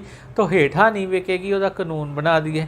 ਹੁਣ ਗੱਲ ਇਹ ਹੈ ਕਿ ਜੇ ਉਧਰ ਕੇਂਦਰ ਨਹੀਂ ਕਰਦੀ ਤਾਂ ਇਹ ਸੂਬੇ ਨੂੰ ਆਪ ਕਰਨਾ ਚਾਹੀਦਾ, ਕਿਉਂਕਿ ਸੂਬਾ ਇੱਕ ਆਪਣੀ ਮਾਰਕੀਟਿੰਗ ਪਲਾਨ ਬਣਾ ਕੇ ਇਹਨੂੰ ਕਰੇ ਕਿ ਜਿਹੜੀ ਚੀਜ਼ ਅਸੀਂ ਬਿਜਵਾਵਾਂਗੇ ਰਕਬਾ ਨਿਰਧਾਰਿਤ ਕਰੇ ਕਿ ਇੰਨੀ ਰਕਬਾ ਇਸ ਚੀਜ਼ ਦਾ, ਕਿਉਂਕਿ ਇਹ ਕਹਿ ਦੇਣਾ ਆਹ ਬੀਜ ਲਓ ਆਹ ਬਦਲ ਲਓ ਇਹ ਨਹੀਂ ਹੈ। ਹਰ ਚੀਜ਼ ਕਿੰਨੀ ਵਿਕੂਗੀ, ਕਿੱਥੇ ਵਿਕੂਗੀ, ਉਹਦੀ ਮਾਰਕੀਟ ਕਿੱਥੇ ਹੈਗੀ ਹੈ, ਮਾਰਕੀਟਿੰਗ ਦੇ ਉੱਤੇ ਜ਼ੋਰ ਕੋਈ ਲਾ ਹੀ ਨਹੀਂ ਰਿਹਾ। ਅੱਜ ਵੀ ਗੱਲ ਹੈਗੀ ਹੈ ਜਿਹੜੇ ਮਾਰਕੀਟਿੰਗ ਲਈ ਮਾੜੇ ਮੋਟੇ ਇੰਸਟੀਟਿਊਟ ਖੇਤੀ 'ਚ ਬਣੇ ਹੈਗੇ ਆ, ਉਹਨਾਂ ਦੇ ਜਿਹੜੇ ਉੱਪਰ ਬੈਠੇ ਆ ਉਹ ਸਾਰੇ ਐਗਰੀਕਲਚਰ ਵਾਲੇ ਪੜ੍ਹਾਈ ਵਾਲੇ। ਹੁਣ ਜਿਹਦਾ ਜਿਸ ਤਰ੍ਹਾਂ ਦਾ ਹੈਗਾ ਉਹ ਉਸੇ ਤਰ੍ਹਾਂ ਦਾ ਹੀ ਗੱਲ ਕਰੂਗਾ ਨਾ। ਮਾਰਕੀਟ ਇੰਟੈਲੀਜੈਂਸ ਦੇ ਵਿੱਚ ਸਾਨੂੰ ਮੰਡੀਆਂ ਦੇ ਭਾਅ ਦੱਸ ਦਿੱਤੇ ਜਾਂਦੇ ਹੈਗੇ ਆ। ਹੁਣ ਮੰਡੀਆਂ ਦਾ ਭਾਅ ਤਾਂ ਅਸੀਂ ਵੈਸੇ ਹੀ ਪਤਾ ਲੱਗ ਜਾਂਦਾ, ਉਹਦੇ 'ਚ ਉਹਨਾਂ ਦੇ ਮਾਰਕੀਟ ਇੰਟੈਲੀਜੈਂਸ ਕੀ ਹੈਗੀ ਹੈ। ਮਾਰਕੀਟ ਇੰਟੈਲੀਜੈਂਸ ਹੁੰਦੀ ਹੈ ਕਿ ਅੱਜ ਜਿਹੜੀ ਅੱਗੇ ਆਪਣੀ ਹਾੜੀ ਦੀ ਫਸਲ ਬੀਜਣੀ ਹੈਗੀ ਹੈ ਉਹਦੀ ਅੱਜ ਸਕੈਨਿੰਗ ਹੋਵੇ, ਫਿਰ ਉਹਦੇ 'ਤੇ ਰਕਬਾ ਹੋਵੇ ਕਿ ਇੰਨੀ ਆਪਣੇ ਦੇਸ਼ 'ਚ ਮੰਗ ਹੋਊਗੀ ਆਪਣੀ ਚੀਜ਼ ਦੀ, ਇੰਨੀ ਬਾਹਰਲੇ ਮੁਲਕਾਂ 'ਚ ਮੰਗ ਹੋਊਗੀ, ਉਹਦਾ ਕੀ ਅਸੀਂ ਕਿੰਨਾ ਰਕਬਾ ਜਿਹੜਾ ਹੈਗਾ ਉਹਦਾ ਬਿਜਵਾਈਏ ਤਾਂ ਕਿ ਉਹ ਜਿਹੜੀ ਹੈਗੀ ਹੈ ਉਹਦੇ 'ਚ ਸਾਨੂੰ ਪੈਸੇ ਮਿਲਣ। ਹਾਂ ਜੇ ਕਿਤੇ ਘਟਦਾ ਵੱਧਦਾ ਤਾਂ ਉਹ ਸਰਕਾਰ MSP 'ਤੇ ਖਰੀਦੇ ਕਿਸਾਨ ਕੋਲੋਂ, ਜਿੰਨਾ ਰਕਬਾ ਬਿਜਵਾਇਆ ਜਿਹੜੀ ਚੀਜ਼ ਦਾ ਬਿਜਵਾਇਆ ਉਹ MSP 'ਤੇ, ਜਿਹੜੀ 'ਚ ਪ੍ਰੋਫਿਟ ਆਉਂਦਾ ਦੇਣੀ MSP ਹੈ ਉਹਨੂੰ ਇੱਕ ਆਪਣਾ ਕਾਰਪਸ ਫੰਡ ਬਣਾ ਲੇ, ਉਹਦੇ 'ਚ ਪਾ ਲੇ, ਜਦੋਂ ਜਿਹੜੀ ਦਾ ਘਟਦਾ ਉਧਰ ਉਹਨਾਂ ਨੂੰ ਕਿਸਾਨਾਂ ਨੂੰ ਕੰਪਨਸੇਟ ਕਰੇ। ਇਸ ਤਰੀਕੇ ਜਿਹੜਾ ਰਕਬਾ ਘਟੂਗਾ। ਦੂਜੀ ਗੱਲ ਹੈ ਜਿਹਨੇ ਇਹ ਗੱਲ ਹੈ ਕਿ ਅੱਜ ਤੁਸੀਂ ਝੋਨਾ ਬੰਦ ਕਰਾਤਾ, ਮੈਂ ਪਹਿਲਾਂ ਵੀ ਕਹਿ ਕੇ ਉਹਦੇ ਨਾਲ ਕਿਤੇ ਵੀ ਕੋਈ ਜਿਹੜੀ ਹੈਗੀ ਹੈ ਉਹ ਪਾਣੀ ਦੀ ਬਚਤ ਨਹੀਂ ਹੋਣੀ। ਤੁਸੀਂ ਜਮਾਂ ਬੰਦ ਕਰਾ ਕੇ ਵੀ ਇਹਨੂੰ ਵੇਖ ਲਓ। ਹਾਂ ਜੇ ਹੁਣ ਤੁਸੀਂ ਗੰਨਾ ਬੜਾ ਦੱਸਦੇ ਹੈ, ਹੁਣ ਜੇ ਕਣਕ ਝੋਨੇ ਦੀ ET 123 ਸੈਂਟੀਮੀਟਰ ਹੈ, ਗੰਨੇ ਦੀ ET 180 ਸੈਂਟੀਮੀਟਰ ਹੈ। ਗੰਨਾ ਇੱਕ ਫਸਲ ਲੈਂਦੇ ਹੋ ਪਰ ਚੱਲਦੀ ਤਾਂ ਸਾਰਾ ਸਾਲ ਹੈ, ਇਸੇ ਤਰ੍ਹਾਂ ਹਰੇ ਪੱਠੇ ਸਾਰਾ ਸਾਲ ਚੱਲਦੇ ਆ। ਸੋ ਤੁਹਾਨੂੰ ਇੱਕ ਸੋਚਣ ਦੀ ਸਮਝਣ ਦੀ ਲੋੜ ਹੈ ਕਿ ਅਸੀਂ ਮਾਡਲ ਕੀ ਬਣਾਉਣਾ ਹੈਗਾ ਅਤੇ ਕਿਹੜੀ ਚੀਜ਼ ਹੈ, ਅਤੇ ਉਹ ਜਿਹੜੀਆਂ ਹੁਣ ਇਹ ਫਸਲਾਂ ਅਸੀਂ ਦੱਸ ਰਹੇ ਹਾਂ ਕੀ ਉਹ ਆਰਥਿਕਤਾ ਨਾਲ ਬਰਾਬਰ ਕਰਦੀਆਂ, ਕੀ ਉਹ ਜਿਹੜੀਆਂ ਹੈਗੀਆਂ ਸਮੱਸਿਆਵਾਂ ਅਸੀਂ ਜਿਨ੍ਹਾਂ ਕਰਕੇ ਉਹ ਛੱਡੀਆਂ ਸੀ 35 ਸਾਲ ਪਹਿਲਾਂ, 30-35 ਸਾਲ, ਹੋ ਗਏ ਸਾਨੂੰ, ਉਹ ਚੀਜ਼ਾਂ ਦੀ ਅਸੀਂ ਸਮੱਸਿਆ ਦਾ ਹੱਲ ਕੱਢ ਲਿਆ, ਉਹ ਬਿਮਾਰੀਆਂ ਦਾ ਹੱਲ ਕੱਢ ਲਿਆ। ਬਾਜਰੇ ਤੇ ਅੱਜ ਵੀ ਉਹੀ ਅਰਗਟ ਦੀ ਬਿਮਾਰੀ ਖੜੀ ਹੈ। ਦੂਜਾ ਕੱਲਾ ਦਾ ਕੱਲਾ ਬਾਜਰਾ ਲਾ ਲਓ, ਉਹ ਜਿਹੜੇ ਜਾਨਵਰਾਂ ਨੇ ਹੀ ਨਹੀਂ ਛੱਡਣਾ। ਸੋ ਤੁਹਾਨੂੰ ਇੱਕ ਗਰੁੱਪ ਬਣਾ ਕੇ ਇੱਕ ਸੇਧ ਦੇਣ ਦੀ ਲੋੜ ਹੈਗੀ ਹੈ। ਅਸੀਂ ਜਦੋਂ ਆਉਂਦੀ ਹੈ ਫਸਲ ਉਦੋਂ ਇੱਕ ਜਾਂ ਛੱਡ ਦਿੰਦੇ ਹਾਂ, ਆਹ ਫਸਲ ਬੀਜ ਲਓ, ਇਹਦਾ ਕਰੋ, ਇਹਦੇ ਵਾਸਤੇ ਡਿਵਰਸੀਫਿਕੇਸ਼ਨ ਹੋਣੀ ਚਾਹੀਦੀ ਹੈ। ਉਹ ਗੱਲ ਇਹ ਨਹੀਂ ਹੈ। ਝੋਨੇ ਦੀਆਂ ਪਛੇਤੀਆਂ ਵੈਰਾਈਟੀਆਂ ਨੂੰ ਕਰੋ, ਬਾਸਮਤੀ ਨੂੰ ਕਰ ਲਓ, ਇਹਦੇ ਨਾਲ ਜਿਹੜਾ ਪਾਣੀ ਉਹ ਬਚੂਗਾ। ਸੋ ਸਾਨੂੰ ਇਹ ਚੀਜ਼ਾਂ ਦੇ ਬਾਰੇ ਕਿਤੇ ਨਾ ਕਿਤੇ ਹੱਲ ਆਉਣੀ ਚਾਹੀਦੀ ਹੈ। ਹੁਣ ਮੇਰੇ ਇਹ ਵੀ ਕਹਿਣਗੇ ਕਿ ਆਰਥਿਕਤਾ ਨੂੰ ਕੀ ਹੈਗਾ, ਥੋੜ੍ਹਾ ਜਿਹਾ ਅਸੀਂ ਸੈਕਰੀਫਾਈਸ ਨਹੀਂ ਕਰ ਸਕਦੇ ਕਿ ਜੇ ਪਾਣੀ ਬਚਾਉਣਾ, ਕਿਉਂਕਿ ਪਾਣੀ ਜ਼ਰੂਰਤ ਹੈ। ਜਿੰਨੀ ਪਾਣੀ ਜ਼ਰੂਰਤ ਹੈ, ਮੁੱਢਲੀ ਜ਼ਰੂਰਤ 3 ਚੀਜ਼ਾਂ, ਰੋਟੀ, ਕੱਪੜਾ, ਮਕਾਨ। ਰੋਟੀ 'ਚ ਪਾਣੀ ਵੀ ਆਉਂਦਾ ਅਤੇ ਖਾਣਾ ਵੀ ਆਉਂਦਾ, ਦੋਨੋਂ ਚੀਜ਼ਾਂ ਆਉਂਦੀਆਂ। ਇਕੱਲਾ ਪਾਣੀ ਪੀ ਕੇ ਵੀ ਨਹੀਂ ਬੰਦਾ ਚੱਲ ਸਕਦਾ, ਅਤੇ ਪਾਣੀ ਤੋਂ ਬਿਨਾਂ ਖਾਣਾ ਨਹੀਂ ਉਗਾਇਆ ਜਾ ਸਕਦਾ। ਸੋ ਜੇ ਖਾਣਾ ਹੈਗਾ ਤਾਂ ਪਾਣੀ ਨਾਲ ਵਰਤਣਾ ਪਊਗਾ। ਪਰ ਦੂਜੇ ਪਾਸੇ ਉਹਨਾਂ ਦੀ ਆਰਥਿਕਤਾ 'ਤੇ ਤਾਂ ਅਸੀਂ ਮੈਨੇਜਮੈਂਟ 'ਚ ਕਹਿੰਦੇ ਆ ਪੁਟਿੰਗ ਯੋਰਸੈਲਫ ਇਨ ਅਦਰ ਸ਼ੂਜ਼। ਅਸੀਂ ਜੇ ਸਾਨੂੰ ਕਿਹਾ ਜਾਵੇ ਕਿ ਜਿਹੜੇ ਹੈ ਪ੍ਰਾਈਵੇਟ, ਜਿਹੜੇ ਸਾਡੇ ਤਾਂ ਵੈਸੇ ਹੀ ਤਨਖਾਹਾਂ ਅੱਧੀਆਂ ਹੈਗੀਆਂ, ਜਿਹੜੇ ਸਰਕਾਰੀ ਹੈ ਬੁੱਧੀਜੀਵੀ ਜਿਹੜੇ ਕਹਿੰਦੇ ਆ, ਉਹ ਥੋੜ੍ਹੀ ਜਿਹੀ ਇਹ ਵੀ ਸੋਚ ਕੇ ਦੇਖਣ ਕਿ ਕੀ ਉਹਨਾਂ ਨੂੰ ਜੇ ਕਿਹਾ ਜਾਵੇ ਕਿ ਅੱਜ ਆਪਣੀ ਆਮਦਨ ਅੱਧੀ ਕਰ ਲਓ, ਤੁਹਾਨੂੰ ਸੂਬੇ ਦੀ ਜ਼ਰੂਰਤ ਹੈ, ਤੁਸੀਂ ਕਹਿਣਗੇ ਸਾਲ ਲਈ ਕਰਕੇ ਦਿਖਾ ਦੇਣ ਮੈਨੂੰ 2 ਸਾਲ ਲਈ ਕਿ ਇਹਦਾ 'ਚ ਆ ਨਹੀਂ ਅਸੀਂ ਕਰ ਸਕਦੇ। ਸੋ ਗੱਲ ਅਸੀਂ ਜਾਇਜ਼ ਕਰੀਏ। ਦੂਜੀ ਗੱਲ, ਸਾਰੇ ਇੱਕੇ ਖੇਤਰ ਦੇ ਮਗਰ ਪਏ ਹੈ। ਕਦੇ ਕਿਸੇ ਨੇ ਦੂਜੇ ਖੇਤਰਾਂ ਨੂੰ ਦੇਖਿਆ ਕਿ ਪਾਣੀ ਉੱਥੇ ਵੀ ਤਾਂ ਲੱਗ ਰਿਹਾ, ਕੀ ਉੱਥੇ ਪਾਣੀ ਦੀ ਕਿਸ ਤਰ੍ਹਾਂ ਦੀ ਵਰਤੋਂ ਹੋ ਰਹੀ ਹੈ। ਹੁਣ ਪੰਜਾਬ ਦੇ ਵਿੱਚ ਹੀ ਜੇ ਤੁਸੀਂ ਗੱਲ ਕਰੀਏ ਤਾਂ ਕਿੰਨੇ ਜਿਹੜੇ ਬੋਟਲਿੰਗ ਪਲਾਂਟਸ ਹੈ, ਡਿਸਟਿਲਰੀਜ਼ ਲੱਗੀਆਂ ਹੋਈਆਂ, ਉਹ ਕਿੱਥੋਂ ਪਾਣੀ ਲੈ ਰਹੇ ਆ? ਉਹ ਸਾਰਾ ਅੰਡਰਗਰਾਊਂਡ ਪਾਣੀ ਲੈ ਰਹੇ ਆ। ਅਤੇ ਪਾਣੀ 'ਚ ਸਭ ਤੋਂ ਜੇ ਵਰਤੋਂ ਪਹਿਲੀ ਗੱਲ ਆਉਂਦੀ ਹੈਗੀ ਹੈ ਜਿਹੜੀ ਤੁਹਾਡੀ ਆਪਣੇ ਸੋਫਟ ਡਰਿੰਕ ਦੀ। ਹੁਣ 1 ਲੀਟਰ ਜਿਹੜੀ ਸੋਫਟ ਡਰਿੰਕ ਬਣਾਉਣ ਲਈ 3 ਲੀਟਰ ਪਾਣੀ ਵਰਤਿਆ ਜਾਂਦਾ। 2.8 ਤੋਂ 3 ਲੀਟਰ ਪਾਣੀ ਵਰਤ ਕੇ ਫਿਰ 1 ਲੀਟਰ ਸੋਫਟ ਡਰਿੰਕ ਵੱਜਦੀ ਹੈ। ਕੀ ਅਸੀਂ ਆਪਣੇ ਲਾਈਫ ਸਟਾਈਲ ਚੇਂਜ ਨਹੀਂ ਕਰ ਸਕਦੇ? ਅਸੀਂ ਵਾਪਸ ਸਕੰਜਵੀ ਨਹੀਂ ਪੀ ਸਕਦੇ?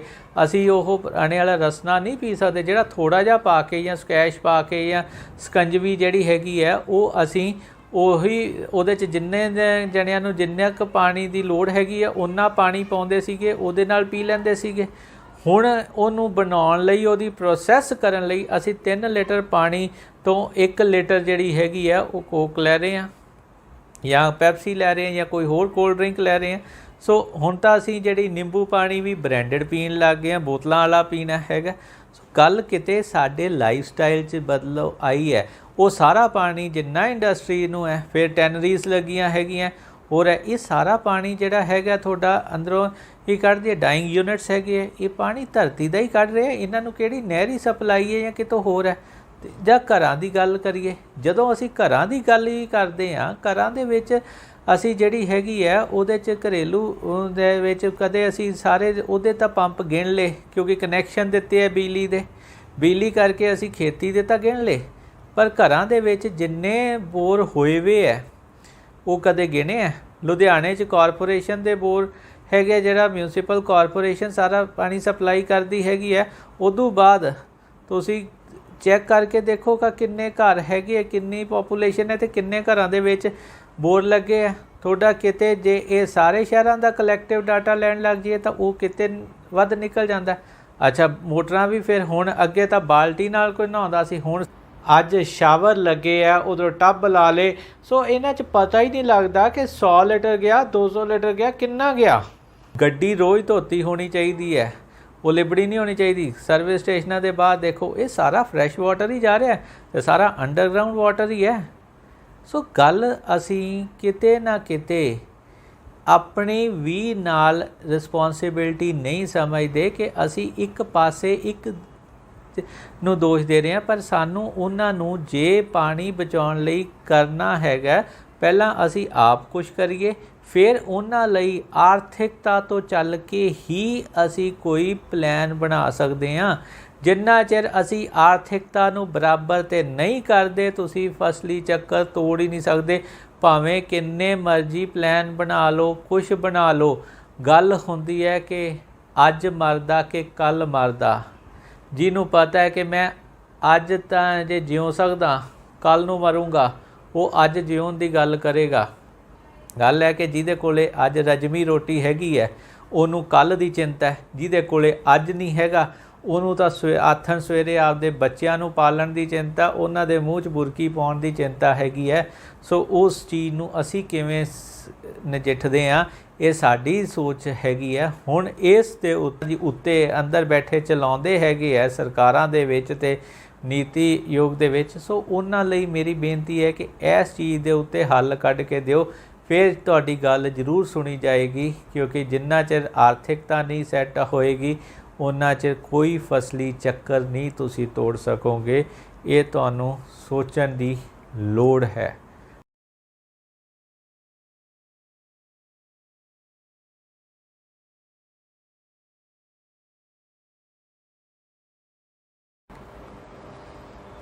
ਸਾਰਿਆਂ ਨੂੰ ਮੇਰੇ ਵੱਲੋਂ ਬੜੀ ਪਿਆਰ ਭਰੀ ਸਤਿ ਸ੍ਰੀ ਅਕਾਲ।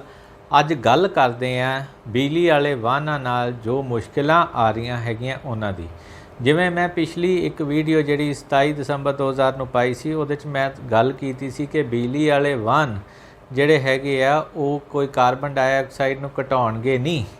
ਸੋ ਉਹਦੇ 'ਚ ਕੋਈ ਬਹੁਤਾ ਫਰਕ ਨਹੀਂ ਪੈ ਰਿਹਾ। ਮੈਂ ਉਦੋਂ ਵੀ ਇਹ ਗੱਲ ਕਹੀ ਸੀ, ਪਰ ਚਲੋ ਉਹ ਇੱਕ ਚੀਜ਼ ਸੀ। ਅੱਜ ਜਿਹੜੀ ਮੈਂ ਹੈਗੀ ਹੈ ਉਹ ਗੱਲ ਕਰ ਰਿਹਾ ਕਿ ਜਿਹੜੀਆਂ ਹੁਣ ਬਿਜਲੀ ਵਾਲੇ ਵਾਹਨ ਨਾਲ ਸਿੱਧੀਆਂ ਜੁੜੀਆਂ ਸਮੱਸਿਆਵਾਂ ਹੈਗੀਆਂ ਉਹਨਾਂ ਦੀ। ਸਭ ਤੋਂ ਪਹਿਲੀ ਗੱਲ ਤਾਂ ਜਿਹੜਾ ਬਿਜਲੀ ਵਾਲੇ ਵਾਹਨ ਦੀ ਕੀਮਤ ਹੀ 1.5 ਗੁਣਾ ਹੈਗੀ ਹੈ। ਯਾਨੀ ਕਿ ਅੱਜ ਜੇ ਕਿਸੇ ਨੇ ਪੈਟਰੋਲ ਡੀਜ਼ਲ ਕਾਰ ਲੈਣੀ ਹੈ, ਫੋਰ ਐਗਜ਼ਾਮਪਲ ਆਪਾਂ ਇੱਕ ਕਾਰ ਕੋਈ ਵੀ ਲੈ ਲਈਏ ਜਿਹੜੀ ਵੱਧ ਤੋਂ ਵੱਧ 16 ਲੱਖ ਤੱਕ ਜਾਂਦੀ ਹੈਗੀ ਹੈ, ਠੀਕ ਹੈ। ਉਹਦੀ ਜਿਹੜਾ ਟੌਪ ਐਂਡ ਮਾਡਲ ਸਿਰੇ ਵਾਲਾ ਉਹ 16 ਲੱਖ ਦਾ ਆ ਜਾਂਦਾ ਹੈ। ਉਹੀ ਗੱਡੀ ਉਹੀ ਕੰਪਨੀ ਜੇ ਅਸੀਂ ਦੂਜੇ ਪਾਸਿਓਂ ਦੇਖਦੇ ਹੈਗੇ ਹਾਂ ਤਾਂ ਉਹਦੀ ਬਿਜਲੀ ਵਾਲੀ ਜਿਹੜੀ ਹੈਗੀ ਆ ਉਹੀ ਮਾਡਲ, ਠੀਕ ਹੈ। ਜੇ ਮੈਂ ਟਾਟਾ ਨੈਕਸਨ ਦੀ ਗੱਲ ਹੀ ਕਰ ਰਿਹਾ ਤਾਂ ਟਾਟਾ ਨੈਕਸਨ ਦਾ ਜਿਹੜਾ ਮਾਡਲ ਹੈਗਾ ਉਹ 16 ਲੱਖ 'ਤੇ ਟੌਪ ਖ਼ਤਮ ਹੁੰਦਾ। ਉੱਧਰੋਂ ਉਹ 16 ਲੱਖ ਤੋਂ ਲੈ ਕੇ 22 ਲੱਖ ਤੱਕ ਬਿਜਲੀ ਵਾਲੀ ਜਾਂਦੀ ਹੈ। ਯਾਨੀ ਕਿ ਉਹਦੀ ਕੀਮਤ ਸਿੱਧੀ ਵੱਧ ਗਈ। ਟੌਪ ਐਂਡ ਵੇਰੀਐਂਟ ਉਹਦਾ ਲੈਣਾ 22 ਲੱਖ 'ਤੇ ਜਾ ਕੇ ਮਿਲੂਗਾ। ਉਦੋਂ ਉੱਤੇ ਜਦੋਂ ਹੁਣ ਉਹਦੀ ਕੀਮਤ ਵੱਧ ਗਈ, ਬੇਸ ਕੀਮਤ ਵੱਧ ਗਈ, ਉਹਦੇ ਨਾਲ ਉਹਦੀ ਇੰਸ਼ੋਰੈਂਸ ਵੱਧ ਗਈ, ਠੀਕ ਹੈ। ਆਰਸੀ ਦੇ ਵੱਧ ਗਏ। ਚਲੋ ਅੱਜ ਇਹ ਕਹਿੰਦੇ ਆ ਕਿ ਆਰਸੀ ਦੇ ਉੱਤੇ ਅਸੀਂ ਕੁਛ ਰਿਆਇਤ ਦੇਵਾਂਗੇ, ਠੀਕ ਹੈ। ਉੱਧਰੋਂ ਦੂਜੇ ਪਾਸੇ ਇਹ ਗੱਲ ਆ ਰਹੀ ਹੈ ਕਿ ਬਿਜਲੀ ਵਾਲੇ ਵਾਹਨ ਨਾਲ ਜਿਹੜੀ ਹੈਗੀ ਹੈ ਦੂਜੀ ਡੀਜ਼ਲ ਪੈਟਰੋਲ ਨਾਲੋਂ ਸਸਤੇ ਪੈਂਦੇ ਆ, ਠੀਕ ਹੈ। ਥੋੜ੍ਹੀ ਬੱਚਤ ਉਹਦੀ ਹੈਗੀ ਹੈ। ਪਰ ਜਦੋਂ ਅਸੀਂ ਇਹ ਬੱਚਤ ਨੂੰ ਦੂਜੇ ਪਾਸੇ ਦੇਖਦੇ ਹਾਂ, ਕਿਉਂਕਿ ਜਿੰਨੇ ਮੱਧ ਵਰਗ ਲੋਕ ਹੈਗੇ ਹੈ, ਬਹੁਤੇ ਸਾਡੇ ਜਿਹੜੇ ਇਸ ਜਨਰੇਸ਼ਨ ਹੈ ਜਾਂ ਹੋਰ ਵਾਲੇ ਹੈਗੇ ਆ, ਉਹ 1 2 4 ਸਾਲ 'ਚ ਗੱਡੀ ਨਹੀਂ ਬਦਲਦੇ। ਉਹ ਘੱਟੋ ਘੱਟ ਗੱਡੀ 5 ਸਾਲ 10 ਸਾਲ ਤੱਕ ਰੱਖਦੇ ਹੈਗੇ। ਕਈ ਤਾਂ ਇੱਥੋਂ ਤੱਕ 15 ਸਾਲ 'ਤੇ ਵੀ ਜਾਂਦੇ, ਜਾਂ ਜਿਹੜੀ 7 8 ਸਾਲ 10 ਸਾਲ ਵਾਲੀ ਹੋ ਗਈ ਉਹ ਖਰੀਦ ਕੇ ਵਿਚਾਰੇ ਚਲਾਉਂਦੇ ਆ ਕਿ ਅਗਲੀ ਜਿਹੜੀ ਜ਼ਿੰਦਗੀ ਰਹਿ ਗਈ। ਜਿਵੇਂ ਕਿ ਸਰਕਾਰ ਨੇ ਪਿੱਛੇ ਕੀਤਾ ਸੀ ਕਿ ਜਿਹੜੀਆਂ 15 ਸਾਲ ਤੱਕ ਪੈਟਰੋਲ ਵਾਲੀਆਂ ਚੱਲਣਗੀਆਂ, 10 ਸਾਲ ਤੱਕ ਡੀਜ਼ਲ ਵਾਲੀਆਂ ਚੱਲਣਗੀਆਂ। ਸੋ ਉਹ ਹੁਣ ਚੀਜ਼ਾਂ ਬਾਕੀ ਸ਼ਹਿਰਾਂ 'ਤੇ ਵੀ ਵਿੱਚ ਹੌਲੀ ਹੌਲੀ ਇਹ ਲਾਉਣ ਦੀ ਤਰਜੀਹ ਆਈ ਹੈ, ਪਰ ਹਜੇ ਸਰਕਾਰ ਨੇ ਤੇ ਨਹੀਂ ਲਿਆ ਕੋਈ ਡਿਸੀਜਨ। ਸੋ ਉਸ ਦੇ ਵਿੱਚ ਜਦੋਂ ਅਸੀਂ ਗੱਲ ਕਰਦੇ ਹਾਂ, ਮੈਂ ਜਿਹੜੀ ਗੱਲ ਕਰ ਰਿਹਾ ਸੀਗਾ ਖਰਚੇ ਦੀ, ਖਰਚਾ ਜਿਹੜਾ ਇਹਦੇ 'ਚ ਹੈ, ਕੰਪਨੀ ਕਹਿੰਦੀ ਹੈ ਕਿ ਜਿਹੜੀ ਵੱਧ ਤੋਂ ਵੱਧ 7 ਸਾਲ ਸਾਡੀ ਬੈਟਰੀ ਚੱਲਦੀ ਹੈ। ਯਾਨੀ ਕਿ 7 ਸਾਲ ਬਾਅਦ ਬੈਟਰੀ ਤੁਹਾਨੂੰ ਬਦਲਣੀ ਪੈਣੀ ਹੈ। ਜਿਹੜੇ ਮਿਸਤਰੀ ਹੈਗੇ ਆ ਉਹ ਕਹਿੰਦੇ ਆ ਕਿ ਵੱਧ ਤੋਂ ਵੱਧ 5 ਸਾਲ ਚੱਲੇਗੀ। ਚਲੋ ਗੱਲ ਇਹ ਹੈ ਕਿ ਜਿਹੜੀ ਮੈਂ 5 ਲਾਵਾਂ 7 ਲਾਵਾਂ, ਆਪਾਂ ਉਹਨੂੰ ਐਵਰੇਜ ਆਊਟ ਕੱਢ ਲਈਏ। ਹੁਣ ਬੈਟਰੀ ਤਾਂ ਉਹ ਬਦਲਣੀ ਪੈਣੀ ਹੈ। ਬੈਟਰੀ ਦਾ ਖਰਚਾ ਕਿੰਨਾ ਆਉਂਦਾ? ਇਹਦੇ 2 ਤਰ੍ਹਾਂ ਦੀਆਂ ਬੈਟਰੀਆਂ ਆਉਂਦੀਆਂ, ਇੱਕ 250 ਕਿਲੋਮੀਟਰ ਚੱਲਣ ਵਾਲੀ, ਇੱਕ 350 ਕਿਲੋਮੀਟਰ ਚੱਲਣ ਵਾਲੀ। ਉਹਨਾਂ ਦੀ ਕੀਮਤ 3.5 ਤੋਂ 4.5 ਲੱਖ ਪੈਂਦੀ ਹੈ। ਯਾਨੀ ਕਿ 5 ਸਾਲਾਂ ਬਾਅਦ ਤੁਹਾਡਾ ਖਰਚਾ ਉਹ ਖੜਾ ਹੀ ਹੈ ਕਿ ਤੁਹਾਨੂੰ ਉਹਨਾਂ ਖਰਚਾ ਕਰਨਾ ਪੈਣਾ, ਜਿਹਦੇ 'ਚ ਇੱਕ ਮਾੜੇ ਬੰਦੇ ਦੀ ਗੱਡੀ ਆ ਜਾਂਦੀ ਹੈਗੀ ਹੈ, ਉਹਨਾਂ ਖਰਚਾ ਬੈਟਰੀ 'ਤੇ ਸਾਨੂੰ ਕਰਨਾ ਪੈਣਾ, ਠੀਕ ਹੈ। ਵਾਤਾਵਰਨ ਬਚਾਉਣਾ ਜ਼ਰੂਰੀ ਹੈ, ਵਾਤਾਵਰਨ ਲਈ ਸਾਰਿਆਂ ਨੂੰ ਇੱਕ ਕੰਮ ਕਰਨਾ ਜ਼ਰੂਰੀ ਹੈ। ਪਰ ਗੱਲ ਇੱਥੇ ਇੰਨੀ ਨਹੀਂ ਹੁੰਦੀ। ਹੁਣ ਇਹਦੇ 'ਚ ਜਿਹੜੀ ਗੱਲ ਆ ਰਹੀ ਹੈ ਕਿ ਤਾਂ ਕਰਨ ਲਈ ਲੀਥੀਅਮ ਆਇਨ ਬੈਟਰੀ ਦੀ ਗੱਲ ਹੋ ਰਹੀ ਹੈ। ਲੀਥੀਅਮ ਆਇਨ ਤਾਂ ਸਾਡੇ ਕੋਲ ਹੈ ਹੀ ਨਹੀਂ, ਹਜੇ ਤਾਂ ਸਾਡੇ ਕੋਲੋਂ ਲੱਭਿਆ ਨਹੀਂ ਗਿਆ। ਅਸੀਂ ਆਪਣੇ ਮੁਲਕ 'ਚ ਅਸੀਂ ਜੇ ਉਹਨੂੰ ਇੰਪੋਰਟ ਕਰਾਂਗੇ ਤਾਂ ਸਾਡੀ ਜਿਹੜੀ ਫੋਰਨ ਐਕਸਚੇਂਜ ਡਿਪਲੀਟ ਹੋਏਗੀ, ਉਹ ਇੱਕ ਅਲੱਗ ਖਰਚਾ ਹੋ ਗਿਆ। ਠੀਕ ਹੈ। ਉਦੋਂ ਉੱਤੇ ਗੱਲ ਇਹ ਹੈ ਕਿ ਕਾਰਬਨ 'ਤੇ ਫਰਕ ਪਵੇ, ਕਿਸ ਤਰ੍ਹਾਂ ਪੈ ਰਿਹਾ ਕਾਰਬਨ 'ਤੇ ਫਰਕ। ਪਹਿਲੀ ਗੱਲ ਤਾਂ ਦੇਖੋ, ਜਦੋਂ ਇਹ ਬਣੀ ਉਦੋਂ ਇਹਨੇ ਜ਼ਿਆਦਾ ਕੰਜ਼ੰਪਸ਼ਨ ਕਰ ਲੈਣੀ ਹੈ। ਮੈਂ ਪੁਰਾਣੀ ਵੀਡੀਓ 'ਚ ਆંકੜਿਆਂ ਨਾਲ ਅਤੇ ਰਿਸਰਚ ਬੇਸ ਨਾਲ ਦੱਸਿਆ ਹੋਇਆ, ਜਿਹੜੀ 27 ਦਸੰਬਰ 2022 ਨੂੰ ਮੈਂ ਪਾਈ ਸੀ। ਠੀਕ ਹੈ। ਜਿਹੜੀ ਗੱਡੀ ਪੈਟਰੋਲ ਡੀਜ਼ਲ ਵਾਲੀ 75,000 ਤੋਂ 1,20,000 ਕਿਲੋਮੀਟਰ ਚੱਲ ਕੇ ਜਿੰਨੀ ਕਾਰਬਨ ਪੈਦਾ ਕਰਦੀ ਹੈ, ਉਨੀ ਕਾਰਬਨ ਇਹ ਬਣਨ ਦੇ ਵਿੱਚ ਹੀ ਪੈਦਾ ਕਰ ਦਿੰਦੀ ਹੈ। ਯਾਨੀ ਉਹ ਹੋ ਗਿਆ। ਫਿਰ ਇਹਦੇ 'ਚ ਬੈਟਰੀਆਂ ਦਾ ਭਾਰ ਵੀ ਆ ਗਿਆ, ਇਸ ਕਰਕੇ 86 ਭਾਰੀ ਕਰਨੀ ਪੈਂਦੀ ਹੈ। ਯਾਨੀ ਕਿ ਜਦੋਂ ਟਾਇਰਾਂ ਦੇ ਜ਼ੋਰ ਲੱਗਣਾ ਤਾਂ ਟਾਇਰਾਂ ਨੇ ਵੱਧ ਕਾਰਬਨ ਪੈਦਾ ਕਰਨੀ ਹੈ। ਸਭ ਤੋਂ ਵੱਡੀ ਗੱਲ, ਹੁਣ ਇਹ ਬਿਜਲੀ ਵਾਲਾ ਵਾਹਨ ਹੈ, ਯਾਨੀ ਇਲੈਕਟ੍ਰਿਕ ਵਹੀਕਲ, ਅਤੇ ਫਿਰ ਚਾਰਜ ਵੀ ਤਾਂ ਬਿਜਲੀ ਨਾਲ ਹੋਏਗਾ। ਸਾਡੇ ਜਿਹੜੀ ਹੈਗੀ ਹੈ ਦੇਸ਼ ਦੇ ਵਿੱਚ ਜਿਹੜੀ ਬਿਜਲੀ ਹੈਗੀ ਹੈ, ਉਹ ਬਣਦੀ ਸਭ ਤੋਂ ਜ਼ਿਆਦਾ ਜਿਹੜੀ ਹੈਗੀ ਹੈ ਕੋਲਾ ਅਤੇ ਹੋਰ ਫੋਸਿਲ ਫਿਊਲ ਤੋਂ ਹੈਗੀ ਹੈ। ਹੁਣ ਉਹਨਾਂ ਨੂੰ ਜਦੋਂ ਅਸੀਂ ਬਰਨ ਕਰਕੇ ਵੱਧ ਬਿਜਲੀ ਪੈਦਾ ਕਰਾਂਗੇ ਅਤੇ ਕਾਰਬਨ ਡਾਈਆਕਸਾਈਡ ਉੱਥੇ ਵੱਧ ਗਈ। ਸੋ ਅਸੀਂ ਘਟਾਇਆ ਕੀ? ਗੱਲ ਇਹ ਸੋਚਣ ਵਾਲੀ ਹੈਗੀ ਹੈ। ਸੋ ਉੱਥੇ ਇੱਕ ਵੱਡਾ ਸਵਾਲ ਸਾਡੇ 'ਤੇ ਖੜਾ ਹੁੰਦਾ ਹੈ ਕਿ ਅਸੀਂ ਇਹਨੂੰ ਘਟਾ ਰਹੇ ਹਾਂ। ਹੁਣ ਉਦੋਂ ਉੱਤੇ ਅੱਜ ਜਿਹੜੀ ਨਵੀਂ ਸਮੱਸਿਆ ਇਸ ਵਕਤ ਲੋਕ ਸੋਚਦੇ ਆ ਲੈਣ ਲੱਗੇ ਕਿ ਅਸੀਂ ਲਈਏ ਕੀ ਕਰੀਏ, ਕਿਉਂਕਿ ਇਹਨੂੰ ਚਾਰਜ ਕਰਨ ਲਈ ਜੇ ਘੱਟੋ ਘੱਟ ਵੀ ਅਸੀਂ ਅੱਜ ਦੇਖੀਏ ਆਉਂਦੇ ਆ ਤਾਂ 1 ਘੰਟਾ ਲੱਗਦਾ ਹੈ, ਅਤੇ ਵੱਧ ਤੋਂ ਵੱਧ 6 ਘੰਟੇ 12 ਘੰਟੇ ਅਲੱਗ-ਅਲੱਗ ਹੈਗਾ।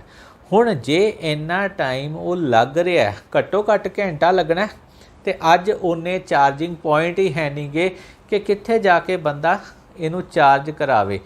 ਤੁਸੀਂ ਇਹਦੇ ਮਲਟੀਪਲ ਚਾਰਜਿੰਗ ਪੁਆਇੰਟ ਲੱਗਣੇ ਪੈਣੇ ਆ, ਕਿਉਂਕਿ ਪੈਟਰੋਲ ਵਾਲੇ 'ਤੇ ਭਰਵਾਉਣ 'ਤੇ ਡੀਜ਼ਲ ਭਰਵਾਉਣ 'ਤੇ 5 ਮਿੰਟ ਲੱਗਦੇ ਆ, ਇੱਥੇ ਘੰਟਾ ਗੱਡੀ ਘੱਟੋ ਘੱਟ ਖੜੂਗੀ।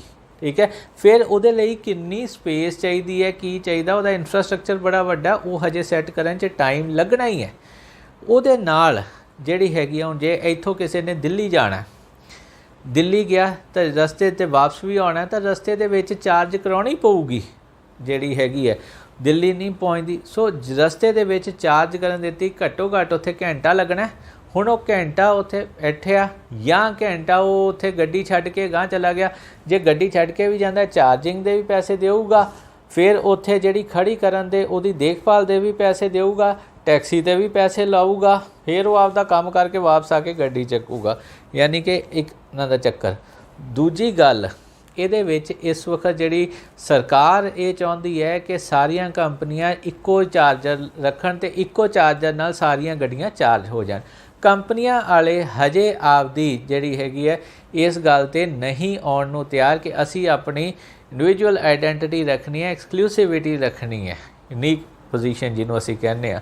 ਉਹ ਗੱਲ 'ਤੇ ਉਹ ਨਹੀਂ ਅਜੇ ਗੱਲ ਬਣ ਰਹੀ, ਉੱਥੇ ਤਾਲਮੇਲ ਹੈ ਨਹੀਂ। ਯਾਨੀ ਕਿ ਜੇ ਚਾਰਜਿੰਗ ਸਟੇਸ਼ਨ ਲੱਗਣਗੇ ਤਾਂ ਕਿੰਨੀ ਤਰ੍ਹਾਂ ਦੇ ਲੱਗਣਗੇ, ਕਿਉਂਕਿ ਹਰ ਗੱਡੀ ਦਾ ਜੇ ਚਾਰਜਰ ਅਲੱਗ ਹੋਏਗਾ ਤਾਂ ਉਹਨੂੰ ਚਾਰਜ ਕਰਨ ਵਾਲੇ ਪੁਆਇੰਟ ਕਿੰਨੇ ਚਾਹੀਦੇ ਹੈਗੇ। ਸੋ ਇਹ ਇੱਕ ਇਨਫਰਾਸਟਰਕਚਰ ਦੇ ਉੱਤੇ ਵੱਡਾ ਸਵਾਲ ਹੈ। ਹੁਣ ਗੱਲ ਹੈ ਸਾਰੇ ਦੀ ਹੈ, ਕਾਰਬਨ ਸਾਨੂੰ ਘਟਦੀ ਨਜ਼ਰ ਨਹੀਂ ਆਉਂਦੀ, ਇਨਫਰਾਸਟਰਕਚਰ ਅਜੇ ਹੈ ਨਹੀਂ। ਉਦੋਂ ਉੱਤੇ ਇਸ ਵਕਤ ਜਿਹੜਾ ਲੋਕਾਂ ਦਾ ਹਾਲ ਹੈਗਾ ਜੇਬ ਦਾ, ਖਾਸ ਕਰਕੇ ਬੇਰੁਜ਼ਗਾਰੀ ਵਧੀ ਹੋਈ ਹੈ, ਪੈਸਾ ਲੋਕਾਂ ਦੀ ਜੇਬ 'ਚ ਹੈ ਨਹੀਂ ਗਾ। ਠੀਕ ਹੈ। ਇੱਥੇ ਰੋਟੀ ਦਾ ਨਹੀਂ ਪਤਾ ਲੱਗਦਾ।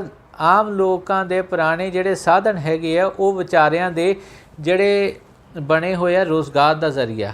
ਠੀਕ ਹੈ।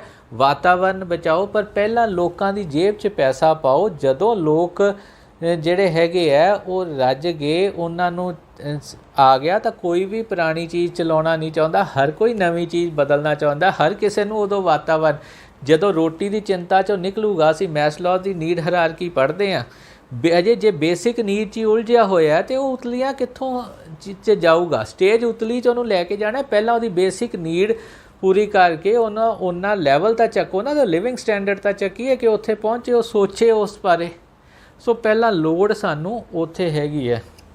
ਦੂਜੀ ਗੱਲ, ਇਹਦੇ 'ਚ ਜੇ ਸਹੀ ਤਰੀਕੇ ਨਾਲ ਕਾਰਬਨ ਘਟਾਉਣੀ ਹੈਗੀ ਹੈ ਅਤੇ ਇਹਨਾਂ ਦੇ ਨਾਲ ਸਾਨੂੰ ਜਿਹੜੀ ਹੈਗੀ ਹੈ ਉਹ ਇਹ ਬਿਜਲੀ ਪੈਦਾ ਕਰਨ ਦੇ ਢੰਗ ਤਰੀਕੇ 'ਤੇ ਵੀ ਧਿਆਨ ਦੇਣ ਦੀ ਲੋੜ ਹੈ ਕਿ ਜਿਹੜੀ ਸਾਡੀ ਬਿਜਲੀ ਇਸ ਵਕਤ ਪੈਦਾ ਹੋ ਰਹੀ ਹੈ ਉਹ ਫੋਸਿਲ ਫਿਊਲ ਅਤੇ ਕੋਲੇ ਤੋਂ ਹੋ ਰਹੀ ਹੈ, ਜਿਹੜਾ ਕਿ ਕਾਰਬਨ ਡਾਈਆਕਸਾਈਡ ਫਿਰ ਪੈਦਾ ਕਰਦਾ ਹੈ। ਅਸੀਂ ਕਿਉਂ ਨਹੀਂ ਇਹਨੂੰ ਫਿਰ ਬਦਲ ਕੇ ਜਿਹੜੀ ਸੂਰਜ ਦੀ ਊਰਜਾ ਨਾਲ ਬਿਜਲੀ ਪੈਦਾ ਕਰੀਏ, ਸੋਲਰ ਪਾਵਰ ਜਨਰੇਸ਼ਨ ਸਾਡੀ ਹੋਵੇ, ਉਹਦੇ ਲਈ ਜਿਹੜੀਆਂ ਸਬਸਿਡੀਆਂ ਜਾਂ ਜਿਹੜੇ ਪ੍ਰੋਡਕਸ਼ਨ ਲਿੰਕਡ ਇਨਸੈਂਟਿਵ ਆ ਉਹ ਦਿੱਤੇ ਜਾਣ, ਤਾਂ ਕਿ ਜਿਹੜੇ ਹਰ ਘਰ ਹਰ ਲੋਕ ਜਿਹੜੇ ਹੈਗੇ ਆ ਉਹ 1 ਤੋਂ 5 ਕਿਲੋਵਾਟ ਵਾਲਾ ਯੂਨਿਟ ਸੋਲਰ ਦਾ ਪੈਨਲ ਲਵਾਉਣ, ਉਹਦੇ 'ਤੇ ਸਬਸਿਡੀ ਦਿਓ। ਫਿਰ ਜਿਹੜੇ ਇੰਡਸਟਰੀਅਲ ਹਾਊਸਿਸ ਹੈ, ਜਿੱਡਾ ਉਹਨਾਂ ਦਾ ਵਰਗ ਏਰੀਆ ਹੈ, ਜੋ ਉਹਨਾਂ ਦੀ ਟਰਨਓਵਰ ਹੈ, ਉਹਦੇ ਹਿਸਾਬ ਨਾਲ ਉਹਨਾਂ ਨੂੰ ਵੀ ਜਿਹੜੀ ਦੇ ਕੇ ਉਹ ਵੀ ਚੇਂਜ ਕਰਾਓ ਕਿ ਉਹ ਆਪਦੀ ਜਨਰੇਸ਼ਨ ਕੁਛ ਤਾਂ ਕਰਨ। ਇਵੇਂ ਸਰਕਾਰੀ ਬਿਲਡਿੰਗਾਂ ਦੇ ਉੱਤੇ ਜਿਹੜੇ ਉਹ ਲੱਗਣ। ਇਹਦੇ ਨਾਲ ਸਾਡੀ ਜਿੰਨੀ ਊਰਜਾ ਹੈਗੀ ਆ ਉਹ ਅਸੀਂ ਸਰਪਲਸ ਕ੍ਰੀਏਟ ਕਰੀਏ, ਤਾਂ ਕਿ ਸਾਡਾ ਕੋਲੇ ਅਤੇ ਇੱਧਰ ਤੋਂ ਕਿਹੜਾ ਛੁੱਟੇ, ਤਾਂ ਅਸੀਂ ਇਹਨੂੰ ਕਾਰਬਨ ਨੂੰ ਟੋਟਲ ਦੇ ਵਿੱਚ ਘਟਾ ਸਕਦੇ ਹਾਂ। ਸੋ ਇਹ ਸਾਨੂੰ ਸਾਰੀਆਂ ਚੀਜ਼ਾਂ ਨੂੰ ਇਸ ਵਕਤ ਸੋਚ ਵਿਚਾਰਨ ਦੀ ਲੋੜ ਹੈਗੀ ਹੈ। ਇਹਨਾਂ ਨੂੰ ਪਹਿਲਾਂ ਸੈੱਟ ਕਰਕੇ ਫਿਰ ਇਹਦੇ 'ਤੇ ਤਰਜੀਹ ਦੇਈਏ, ਫਿਰ ਟੋਟਲ 'ਚ ਵਾਤਾਵਰਨ ਸਾਡਾ ਸੁਧਰ ਸਕਦਾ। ਸੋ ਅਸੀਂ ਜੜ ਨੂੰ ਫੜੀਏ, ਟੈਂਪਰੇਰੀ ਦਵਾਈ ਪੇਨ ਕਿਲਰ ਦੇ ਕੇ ਇਲਾਜ ਨਾ ਭਾਲੀਏ। ਸੋ ਜੜ ਫੜ ਕੇ ਫਿਰ ਉਹਦਾ ਇਲਾਜ ਕਰੀਏ ਤਾਂ ਉਹ ਪੱਕਾ ਇਲਾਜ ਹੋ ਜਾਏਗਾ। ਧੰਨਵਾਦ।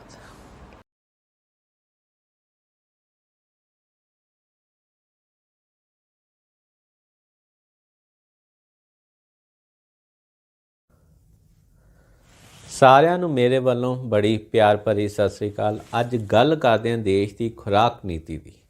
ਦਰਅਸਲ ਦੇਸ਼ ਦੀ ਖੁਰਾਕ ਨੀਤੀ ਤੋਂ ਆਉਣ ਤੋਂ ਪਹਿਲਾਂ ਥੋੜ੍ਹੀ ਜਿਹੀ ਦੁਨੀਆ ਵੱਲ ਵੀ ਝਾਤ ਮਾਰ ਲਈਏ ਕਿ ਦੁਨੀਆ ਦੇ ਵਿੱਚ ਕਿਵੇਂ ਦੀ ਫੂਡ ਸ਼ਾਰਟੇਜ ਜਾਂ ਕੀ ਚੱਲ ਰਿਹਾ ਹੈਗਾ। ਜੇ ਦੁਨੀਆ ਭਰ ਦੀ ਗੱਲ ਕਰੀਏ ਤਾਂ 193 ਦੇਸ਼ਾਂ ਦੇ ਵਿੱਚੋਂ ਇਸ ਵਕਤ 53 ਦੇਸ਼ਾਂ ਦੇ ਵਿੱਚ ਜਿਹੜੀ ਹੈਗੀ ਹੈ ਲੋਕ ਖੁਰਾਕ ਲਈ ਜੂਝ ਰਹੇ ਹਨ।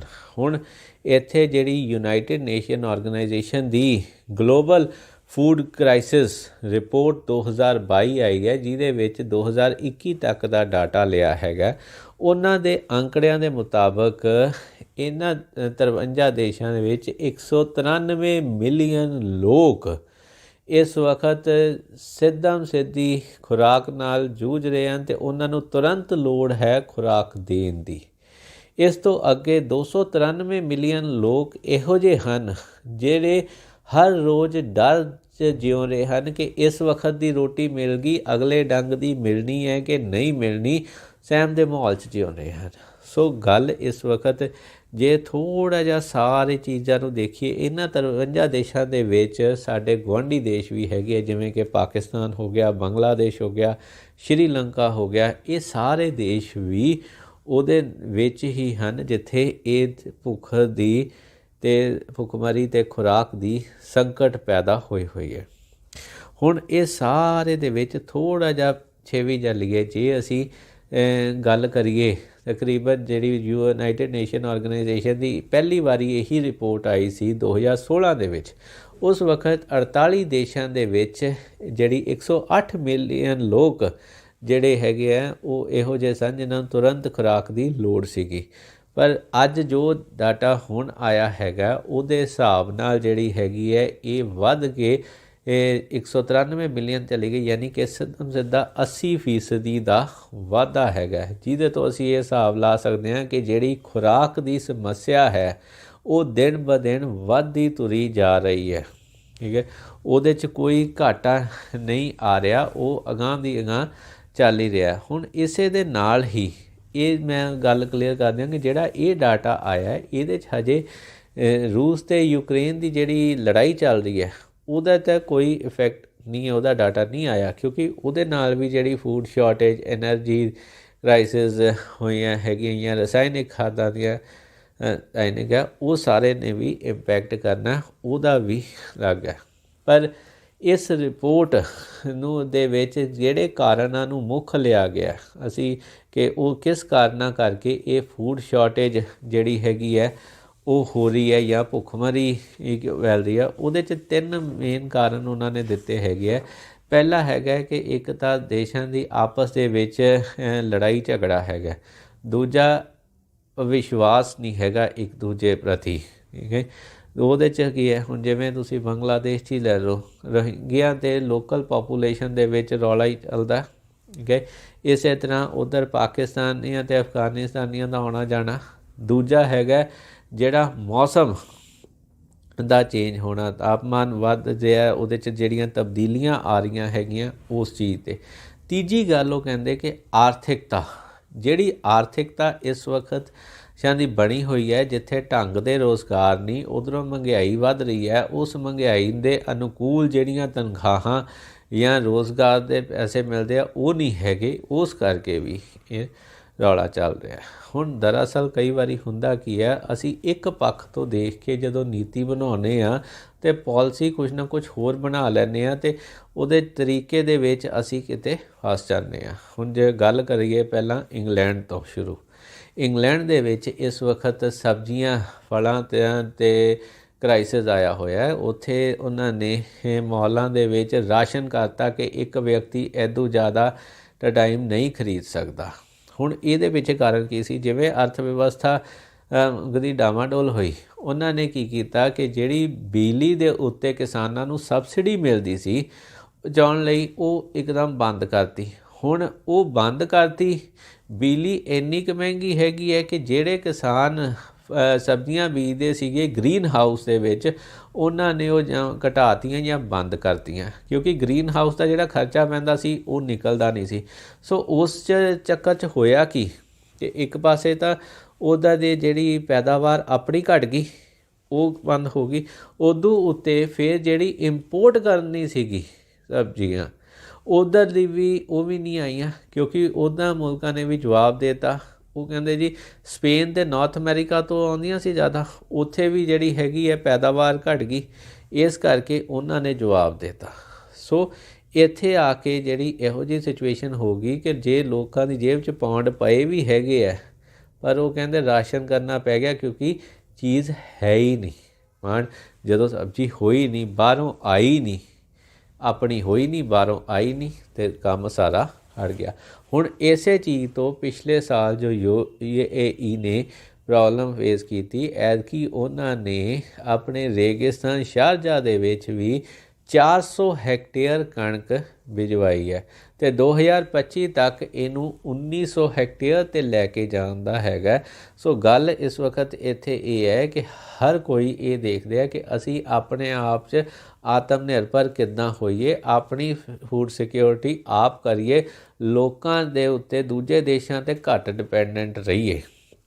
ਹੁਣ ਸ਼੍ਰੀਲੰਕਾ ਦਾ ਹਾਲ ਦੇਖੋ, ਜੇ ਸ਼੍ਰੀਲੰਕਾ ਦੀ ਗੱਲ ਕਰਦੇ ਹਾਂ ਤਾਂ ਸ਼੍ਰੀਲੰਕਾ ਨੇ ਤਕਰੀਬਨ ਰਸਾਇਣਿਕ ਖਾਦਾਂ ਸਾਰੀਆਂ ਇੰਪੋਰਟ ਕਰਦਾ ਸੀ। ਉੱਧਰੋਂ ਦੇਸ਼ ਦੇ ਵਿੱਚ ਆਰਥਿਕ ਮੰਦੀ ਆ ਗਈ, ਫੋਰਨ ਐਕਸਚੇਂਜ ਘਟ ਗਈ, ਠੀਕ ਹੈ। ਉਹਦਾ ਅਸਰ ਕੀ ਹੋਇਆ ਕਿ ਫੋਰਨ ਐਕਸਚੇਂਜ ਘਟਣ ਦਾ ਲੋਕਾਂ ਨੂੰ ਇਹ ਦਿਖਾਇਆ ਗਿਆ ਕਿ ਅਸੀਂ ਆਰਥਿਕ ਪੱਖੋਂ ਠੀਕ ਹਾਂ, ਪਰ ਅਸੀਂ ਨਾ ਤੁਹਾਡੀ ਸਿਹਤ ਕਰਕੇ ਤੁਹਾਨੂੰ ਔਰਗੈਨਿਕ ਹੀ ਖਵਾਵਾਂਗੇ ਸਾਰਾ ਕੁਛ। ਕਿਸਾਨਾਂ ਨੂੰ ਸਾਰਾ ਕੁਛ ਔਰਗੈਨਿਕ ਦੇ ਉੱਤੇ ਕਰਨ ਨੂੰ ਕਹਿਤਾ। ਇਹ ਵੀ ਕਹਿਤਾ ਕਿ ਜੇ ਤੁਹਾਡੀ ਪੈਦਾਵਾਰ ਘਟੂਗੀ ਤਾਂ ਸਰਕਾਰ ਉਹਦੀ ਭਰਪਾਈ ਕਰੂਗੀ। ਹੋਇਆ ਕੀ? ਪੈਦਾਵਾਰ ਘਟ ਗਈ, ਦੇਸ਼ ਦੇ ਵਿੱਚ ਜਿਹੜਾ ਹੈਗਾ ਕਾਲ ਪੈਣਾ ਸ਼ੁਰੂ ਹੋ ਗਿਆ, ਠੀਕ ਹੈ। ਹੁਣ ਜਦੋਂ ਪੈਦਾਵਾਰ ਹੀ ਨਹੀਂ ਹੋਈ, ਉੱਥੇ ਰੌਲਾ ਪੈਣਾ ਸ਼ੁਰੂ ਹੋ ਗਿਆ, ਅਤੇ ਜੋ ਹਾਲਾਤ ਮੁਲਕ ਦੇ ਹੋਏ ਉਹ ਸਾਡੇ ਸਾਹਮਣੇ ਹੀ ਹੈਗੇ ਆ, ਠੀਕ ਹੈ। ਇਸ ਵਕਤ ਜਿਹੜੀ ਗੱਲ ਭਾਰਤ ਦੀ ਜਦੋਂ ਕਰਦੇ ਹਾਂ ਤਾਂ ਭਾਰਤ ਚਲੋ ਇਸ ਸਥਿਤੀ 'ਚ ਨਹੀਂ ਹੈ। ਭਾਰਤ ਦੇ ਕੋਲ ਅੱਜ ਵੀ ਆਪਣੀ ਖੁਰਾਕ ਆਪਣੀ ਲੋੜ ਦੇ ਹਿਸਾਬ ਨਾਲ ਪੈਦਾ ਹੋ ਰਹੀ ਹੈਗੀ ਹੈ। ਇੱਥੋਂ ਤੱਕ ਹਜੇ ਫੋਰਨ ਐਕਸਚੇਂਜ ਵੀ ਹੈਗੀ ਹੈ ਕਿ ਅਸੀਂ ਕੁਝ ਖਰੀਦ ਵੀ ਸਕਦੇ ਹਾਂ। ਪਰ ਗੱਲ ਇੱਥੇ ਥੋੜ੍ਹੀ ਜਿਹੀ ਸੋਚਣ ਵਿਚਾਰਨ ਵਾਲੀ ਹੈਗੀ ਹੈ ਕਿ ਜੋ ਅਸੀਂ ਗੱਲ ਦੇਖ ਰਹੇ ਹਾਂ ਕਿ ਜਿਵੇਂ ਆ ਪਿੱਛੇ ਜੇ ਸਾਡਾ ਆਪਣਾ ਮਹਾਰਾਸ਼ਟਰ ਦੇ ਕਿਸਾਨਾਂ ਦਾ ਖਬਰ ਛਪੀ ਸੀ ਕਿ ਕਿਸਾਨ ਦੇ 512 ਕਿਲੋ ਪਿਆਜ਼ ਜਿਹੜੇ ਵੇਚੇ ਅਤੇ ਮੰਡੀ ਦਾ ਫੀਸ ਪਾ ਕੇ ਅਤੇ ਜਿਹੜੀ ਢੋ ਢੁਆਈ ਦਾ ਖਰਚਾ ਪਾ ਕੇ ਸਿਰਫ ਉਹਨੂੰ 2 ਰੁਪਏ ਬਚੇ।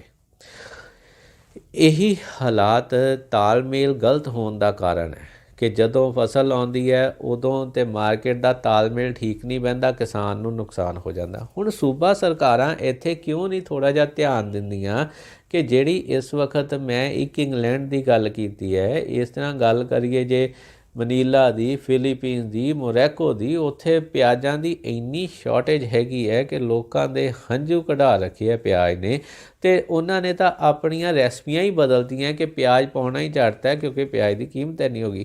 ਕਿਉਂ ਨਹੀਂ ਸੂਬਾ ਸਰਕਾਰਾਂ ਦੀਆਂ ਏਜੰਸੀਆਂ ਇਹਨਾਂ ਦੇਸ਼ਾਂ ਨਾਲ ਤਾਲਮੇਲ ਕਰਕੇ ਉੱਥੇ ਆਪਣੇ ਕਿਸਾਨ ਦੇ ਜਿਹੜੇ ਪਿਆਜ਼ ਆ ਉਹ ਭੇਜ ਦਿੰਦੀਆਂ? ਕਿਉਂ ਨਹੀਂ ਉਹ? ਹੁਣ ਪੰਜਾਬ 'ਚ ਲੈ ਲਓ, ਅੱਜ ਵੀ ਪਿਆਜ਼ ਜਿਹੜੇ 30 ਰੁਪਏ ਕਿੱਲੋ ਤੋਂ ਘੱਟ ਰਿਟੇਲ 'ਚ ਨਹੀਂ ਵਿਕਦੇ, पर जे साडी गोभी की गल करिए, आलूआं की गल करिए तो वो रुल रहे हैं, किसानों नूं उहदा भाव नहीं मिल रहा। सो गल किते ना किते सानू मार्केट दे तालमेल बिठाउण दी हैगी है। सूबा सरकारां इहदे च थोड़ा ध्यान दे के आपदे आपदे सूबे नूं ਚੱਕ ਸਕਦੀਆਂ ਹੈਗੀਆਂ।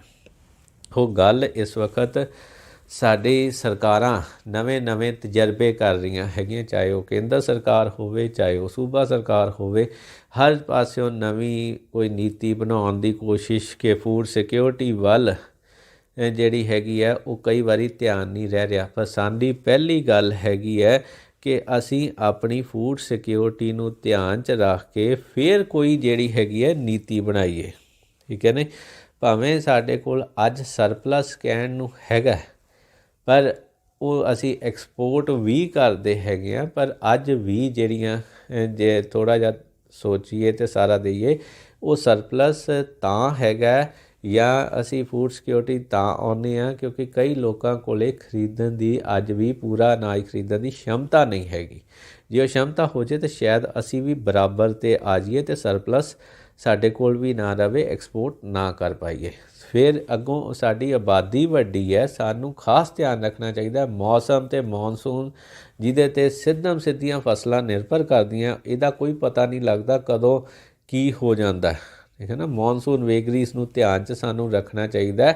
ਫਿਰ ਜੋ ਵੀ ਜਿਹੜੀਆਂ ਚੀਜ਼ਾਂ ਆ ਰਹੀਆਂ ਹੈਗੀਆਂ ਜਿਵੇਂ ਕਿ nano urea, nano DAP, organic, natural ਖੇਤੀ, ਇਹ ਸਾਰੀਆਂ ਦਾ ਧਿਆਨ ਦੇਈਏ ਜਾਂ ਬਿਜਲੀ ਸਬਸਿਡੀ ਇਹ ਜੇ ਘਟਾਉਣੀ ਹੈ। ਸੋ ਇਹ ਸਾਰੀਆਂ ਚੀਜ਼ਾਂ ਕੇਂਦਰ ਸਰਕਾਰ ਅਤੇ ਸੂਬਾ ਸਰਕਾਰਾਂ ਨੂੰ ਰਲ ਕੇ ਧਿਆਨ 'ਚ ਇੱਕ ਦੂਜੇ ਦੇ ਸਾਰੇ ਐਂਗਲ ਧਿਆਨ 'ਚ ਰੱਖ ਕੇ ਫਿਰ ਇੱਕ ਦੇਸ਼ ਦੀ ਖੁਰਾਕ ਨੀਤੀ ਨੂੰ ਧਿਆਨ 'ਚ ਰੱਖ ਕੇ ਐਗਰੀਕਲਚਰ ਨੀਤੀਆਂ ਪਾਲਿਸੀਆਂ ਬਣਾਉਣੀਆਂ ਚਾਹੀਦੀਆਂ ਹੈਗੀਆਂ।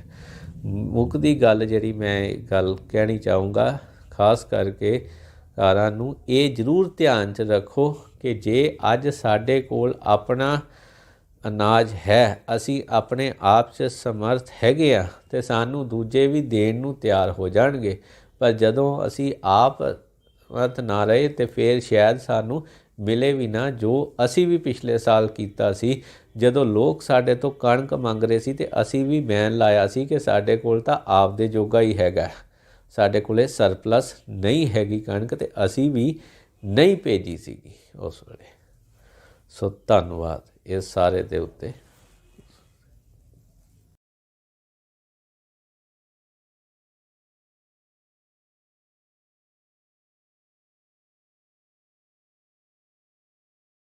ਸਾਰੇ ਹੀ ਸਰੋਤਿਆਂ ਨੂੰ ਮੇਰੇ ਵੱਲੋਂ ਬੜੀ ਪਿਆਰ ਭਰੀ ਸਤਿ ਸ੍ਰੀ ਅਕਾਲ। ਅੱਜ ਗੱਲ ਕਰਦੇ ਹਾਂ ਭਾਰਤ ਦੇਸ਼ ਜਿਸ ਨੂੰ ਸੋਨੇ ਦੀ ਚਿੜੀਆ ਕਿਹਾ ਜਾਂਦਾ, ਉਸ ਦੇ ਲੋਕਾਂ ਨੂੰ ਕਿਸ ਦੀ ਨਜ਼ਰ ਲੱਗ ਗਈ ਕਿ ਉਹਨਾਂ ਦੀ ਖੁਸ਼ੀ ਕਿੱਥੇ ਗਾਇਬ ਹੋ ਗਈ। ਮੈਂ ਇਹ ਗੱਲ ਕਿਉਂ ਕਹਿ ਰਿਹਾ ਕਿਉਂਕਿ ਪਿਛਲੇ ਦਿਨੀ ਸੰਯੁਕਤ ਰਾਸ਼ਟਰ ਯੂਨਾਈਟਿਡ ਨੇਸ਼ਨ ਨੇ ਵਰਲਡ ਹੈਪੀਨੈਸ ਰਿਪੋਰਟ 2021 ਰਿਲੀਜ਼ ਕੀਤੀ ਹੈ। ਉਸ ਖੁਸ਼ੀ ਸੂਚੀ ਮੁਤਾਬਕ ਜਿਹੜੀ ਭਾਰਤ ਨੂੰ 145 ਦੇਸ਼ਾਂ ਵਿੱਚੋਂ 139ਵਾਂ ਸਥਾਨ ਮਿਲਿਆ, ਯਾਨੀ ਕਿ ਅਸੀਂ ਕਹਿ ਲਈਏ ਕਿ ਤਕਰੀਬਨ ਸਾਰੀ ਦੁਨੀਆ ਹੀ ਸਾਡੇ ਨਾਲੋਂ ਖੁਸ਼ ਹੈ। ਹੁਣ ਪਹਿਲੀ ਗੱਲ ਤਾਂ ਹੈ ਕਿ ਖੁਸ਼ੀ ਹੈ ਕੀ। ਖੁਸ਼ੀ ਇੱਕ ਮਨ ਦੀ ਅਵਸਥਾ ਹੈ, ਇੱਕ ਅਹਿਸਾਸ ਹੈ ਕਿ ਕਿਸੇ ਨੂੰ ਤਾਂ ਖੁਸ਼ੀ ਘਰ ਪਰਿਵਾਰ 'ਚ ਬਹਿ ਕੇ ਮਿਲਦੀ ਹੈ, ਕਿਸੇ ਨੂੰ ਪੈਸਾ ਕਮਾ ਕੇ ਮਿਲਦੀ ਹੈ, ਕਿਸੇ ਨੂੰ ਸਮਾਜ ਦੇ ਵਿੱਚ ਰੁਤਬੇ ਨਾਲ ਮਿਲਦੀ ਹੈ ਅਤੇ ਕਿਸੇ ਨੂੰ ਆਪਣੀ ਮੌਜ ਮਸਤੀ ਦੇ ਵਿੱਚ ਰਹਿ ਕੇ ਮਿਲਦੀ ਹੈ। ਜਿਹੜੀ ਖੁਸ਼ੀ ਦੀ ਸੰਯੁਕਤ ਰਾਸ਼ਟਰ ਵਰਲਡ ਹੈਪੀਨੈਸ ਰਿਪੋਰਟ ਦੇ ਵਿੱਚ ਗੱਲ ਕਰ ਰਿਹਾ, ਅਸੀਂ ਗੱਲ ਉਸ ਖੁਸ਼ੀ ਦੀ ਕਰਨੀ ਹੈ ਅਤੇ ਉਹਨੂੰ ਕਿਵੇਂ ਨਾਪਦੇ ਹੈਗੇ ਹੈ, ਕੀ ਮਾਪਦੰਡ ਦੇ ਉੱਤੇ ਆਉਂਦਾ। ਸੋ ਇਹ ਗੱਲ ਜਿਹੜੀ ਹੈਗੀ ਹੈ ਖੁਸ਼ੀ ਨਾਪਣ ਦੀ 1972 ਵਿੱਚ ਇੱਧਰ ਜਿਹੜਾ ਆਪਣਾ ਭੂਟਾਨ ਦੇ ਰਾਜਾ ਸੀਗੇ, ਉਦੋਂ ਜਿਹੜੀ ਜਿਗਮੇ ਸਿਗਿਆ ਵਾਂਗਚੁਕ, ਉਹਨਾਂ ਨੇ ਲਿਆਂਦੀ ਸੀ ਅਤੇ ਉਹਨਾਂ ਨੇ ਇਹਨੂੰ ਨਾਮ ਦਿੱਤਾ ਸੀ ਗ੍ਰੋਸ ਨੈਸ਼ਨਲ ਹੈਪੀਨੈਸ ਦਾ। ਭੂਟਾਨ ਦੇ ਰਾਜੇ ਦੇ ਮੁਤਾਬਕ ਇਹ ਗੱਲ ਜਿਹੜੀ ਸੀਗੀ ਕਿ ਕੋਈ ਵੀ ਦੇਸ਼ ਦੀ ਅਰਥ ਵਿਵਸਥਾ ਨੂੰ ਉਹਦੇ ਲੋਕਾਂ ਦੀ ਖੁਸ਼ਹਾਲੀਅਤ ਨਾਲ ਜੋੜਿਆ ਜਾਵੇ ਅਤੇ ਉਹਨਾਂ ਨੂੰ ਜੋੜ ਕੇ ਦੇਖਿਆ ਜਾਵੇ, ਯਾਨੀ ਕਿ ਜਿਹੜੇ ਸਾਧਨ ਬਣੇ ਹਨ ਕਿ ਉਹ ਲੋਕਾਂ ਨੂੰ ਖੁਸ਼ਹਾਲ ਕਰਨ 'ਚ ਖੁਸ਼ ਰੱਖਣ 'ਚ ਕੰਮ ਵੀ ਆਏ ਹਨ, ਉਹਨਾਂ ਦਾ ਅਸਰ ਕੀ ਹੋਇਆ ਅਤੇ ਉਹਦਾ ਮੇਨ ਮੁੱਦਾ ਕੀ ਸੀਗਾ ਕਿ ਜੇ ਲੋਕ ਖੁਸ਼ ਹੈਗੇ ਹੈ ਅਤੇ ਇਹਦਾ ਮਤਲਬ ਰਾਜ ਤਰੱਕੀ ਕਰ ਰਿਹਾ ਅਤੇ ਜੇ ਆਵਾਮ ਹੀ ਖੁਸ਼ ਨਹੀਂ ਹੈਗੀ ਅਤੇ ਉਹ ਮੁਲਕ ਦੀ ਤਾਂ ਇਹਦਾ ਮਤਲਬ ਕਿ ਉਹ ਮੁਲਕ ਥੱਲੇ ਨੂੰ ਜਾ ਰਿਹਾ ਤੇ ਉੱਥੋਂ ਦੀ ਜਿਹੜੀ ਸਰਕਾਰ ਹੈ ਉਹਨੂੰ ਰਾਜਕਾਲ ਚਲਾਉਣ ਦਾ ਕੋਈ ਹੱਕ ਨਹੀਂ। ਸੋ ਅਸੀਂ ਜੇ ਦੇਖੀਏ ਕਿ ਭਾਰਤ ਨੂੰ ਮਹਾਂਮਾਰੀ ਤੋਂ ਪਹਿਲਾਂ ਜੇ ਗੱਲ ਕਰਦੇ ਹਾਂ 15 ਸਾਲਾਂ ਦੀ, ਤਾਂ 5 ਤੋਂ 11% ਤੱਕ ਸਾਡੀ GDP ਗਰੋ ਹੋਈ ਹੈ, ਯਾਨੀ ਕਿ ਇਹਦੀ ਆਮਦਨ ਵਧੀ ਹੈ। ਪਰ ਕੀ ਉਹਦੇ ਹਿਸਾਬ ਨਾਲ ਸਾਡੀਆਂ ਨੌਕਰੀਆਂ ਵਧੀਆਂ? ਕੀ ਉਹਦੇ ਹਿਸਾਬ ਨਾਲ ਸਾਡੇ ਲੋਕਾਂ ਦਾ ਲਿਵਿੰਗ ਸਟੈਂਡਰਡ ਵਧਿਆ? ਇਹ ਚੀਜ਼ ਦੀ ਗੱਲ ਜਿਹੜੀ ਹੈਗੀ ਹੈ ਇਹਦੇ 'ਚ ਬਹੁਤ ਜ਼ਰੂਰੀ ਹੈ ਨਾਲ ਲੈਣੀ। ਸੋ ਅਸਲ ਦੇ ਵਿੱਚ ਜਦੋਂ ਉਹਨਾਂ ਨੇ 1980 ਵਿੱਚ ਆਪਣੇ ਮੁਲਕ ਦੇ ਵਿੱਚ ਇਹ ਗ੍ਰੋਸ ਨੈਸ਼ਨਲ ਹੈਪੀਨੈਸ ਨੂੰ ਲਾਗੂ ਕੀਤਾ ਤਾਂ ਉਹਨਾਂ ਨੇ 4 ਪੈਰਾਮੀਟਰ ਰੱਖੇ: ਸ਼ਾਸਨ, ਟਿਕਾਊ ਵਿਕਾਸ, ਸੱਭਿਆਚਾਰ ਅਤੇ ਵਾਤਾਵਰਣ ਦੀ ਸੰਭਾਲ ਤੇ ਲਚਕੀਲਾ ਜੀਵਨ ਪੱਧਰ, ਯਾਨੀ ਕਿ ਰੈਜ਼ੀਲੈਂਸ ਐਂਡ ਲਿਵਿੰਗ ਸਟੈਂਡਰਡ। ਸੋ ਹੁਣ ਜਿਹੜੀ ਗੱਲ ਆ ਗਈ ਕਿ ਇਹ ਤਾਂ ਉਹਨਾਂ ਨੇ ਆਪਣਾ ਵਰਤਿਆ, ਪਰ ਜਦੋਂ ਪਹਿਲੀ ਵਾਰੀ 2012 ਦੇ ਵਿੱਚ ਸੰਯੁਕਤ ਰਾਸ਼ਟਰ ਨੇ ਵਰਲਡ ਹੈਪੀਨੈਸ ਰਿਪੋਰਟ ਲਿਆਂਦੀ ਤਾਂ ਉਹਨਾਂ ਨੇ ਇਹ 4 ਪੈਰਾਮੀਟਰ ਨੂੰ ਅੱਗੋਂ 9 ਦੇ ਵਿੱਚ ਵੰਡਤਾ। ਉਹ ਕੀ ਹੈਗੇ ਹੈ? ਉਹਨਾਂ ਨੇ ਇਹਨਾਂ ਨੂੰ ਕਰਤਾ ਰਹਿਣ ਸਹਿਣ, ਭ੍ਰਿਸ਼ਟਾਚਾਰ, ਮਨੁੱਖੀ ਅਧਿਕਾਰ, ਸਮਾਜਿਕ ਸੰਬੰਧ, ਦਿਮਾਗੀ ਸਿਹਤ, ਜ਼ਿੰਦਗੀ ਤੋਂ ਸੰਤੁਸ਼ਟੀ, ਰੂਹਾਨੀਅਤ, ਸਰਕਾਰਾਂ ਦੀ ਕਾਰਗੁਜ਼ਾਰੀ ਅਤੇ ਇਨਸਾਫ। ਇਹਨਾਂ 9 ਚੀਜ਼ਾਂ ਦੇ ਉੱਤੇ ਉਹਨਾਂ ਨੇ ਅੱਗੋਂ ਇਹਨੂੰ ਵੰਡਤਾ।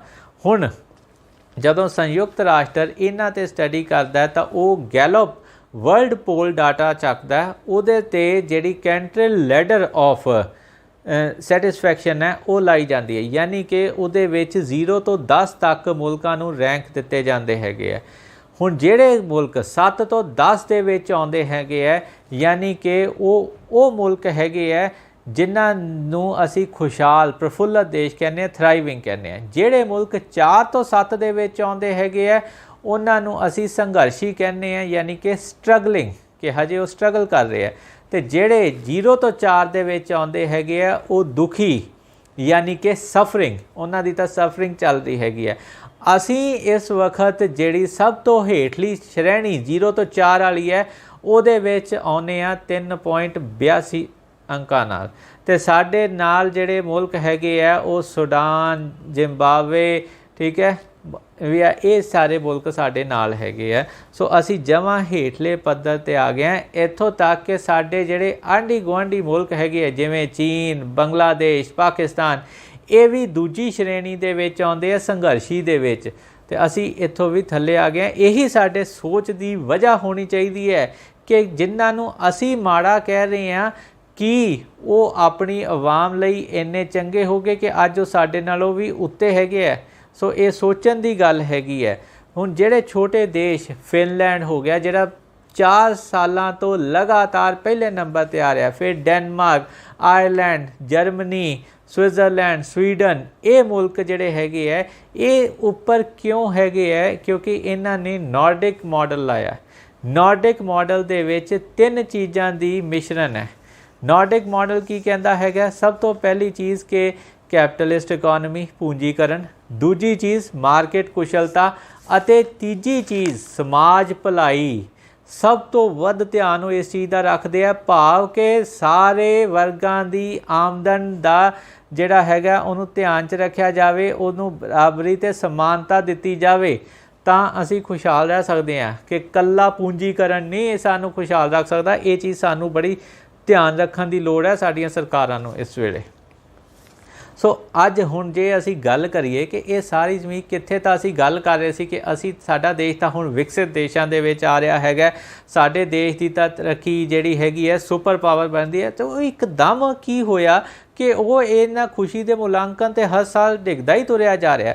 ਸੋ ਅੱਜ ਅਸੀਂ ਟੋਟਲ ਦੇ ਵਿੱਚ ਸਮੀਖਿਆ ਕਰਦੇ ਹਾਂ ਕਿ ਕੀ ਸਾਡੇ ਕਾਰਨ ਬਣੇ ਹੈਗੇ ਕਿ ਕਿਉਂ ਅਸੀਂ ਇੰਨਾ ਥੱਲੇ ਆ ਗਏ ਹਾਂ ਖੁਸ਼ੀ ਦੇ ਮੁਲਾਂਕਣ 'ਤੇ। ਦਾ ਕਾਰਨ ਹੈ GDP।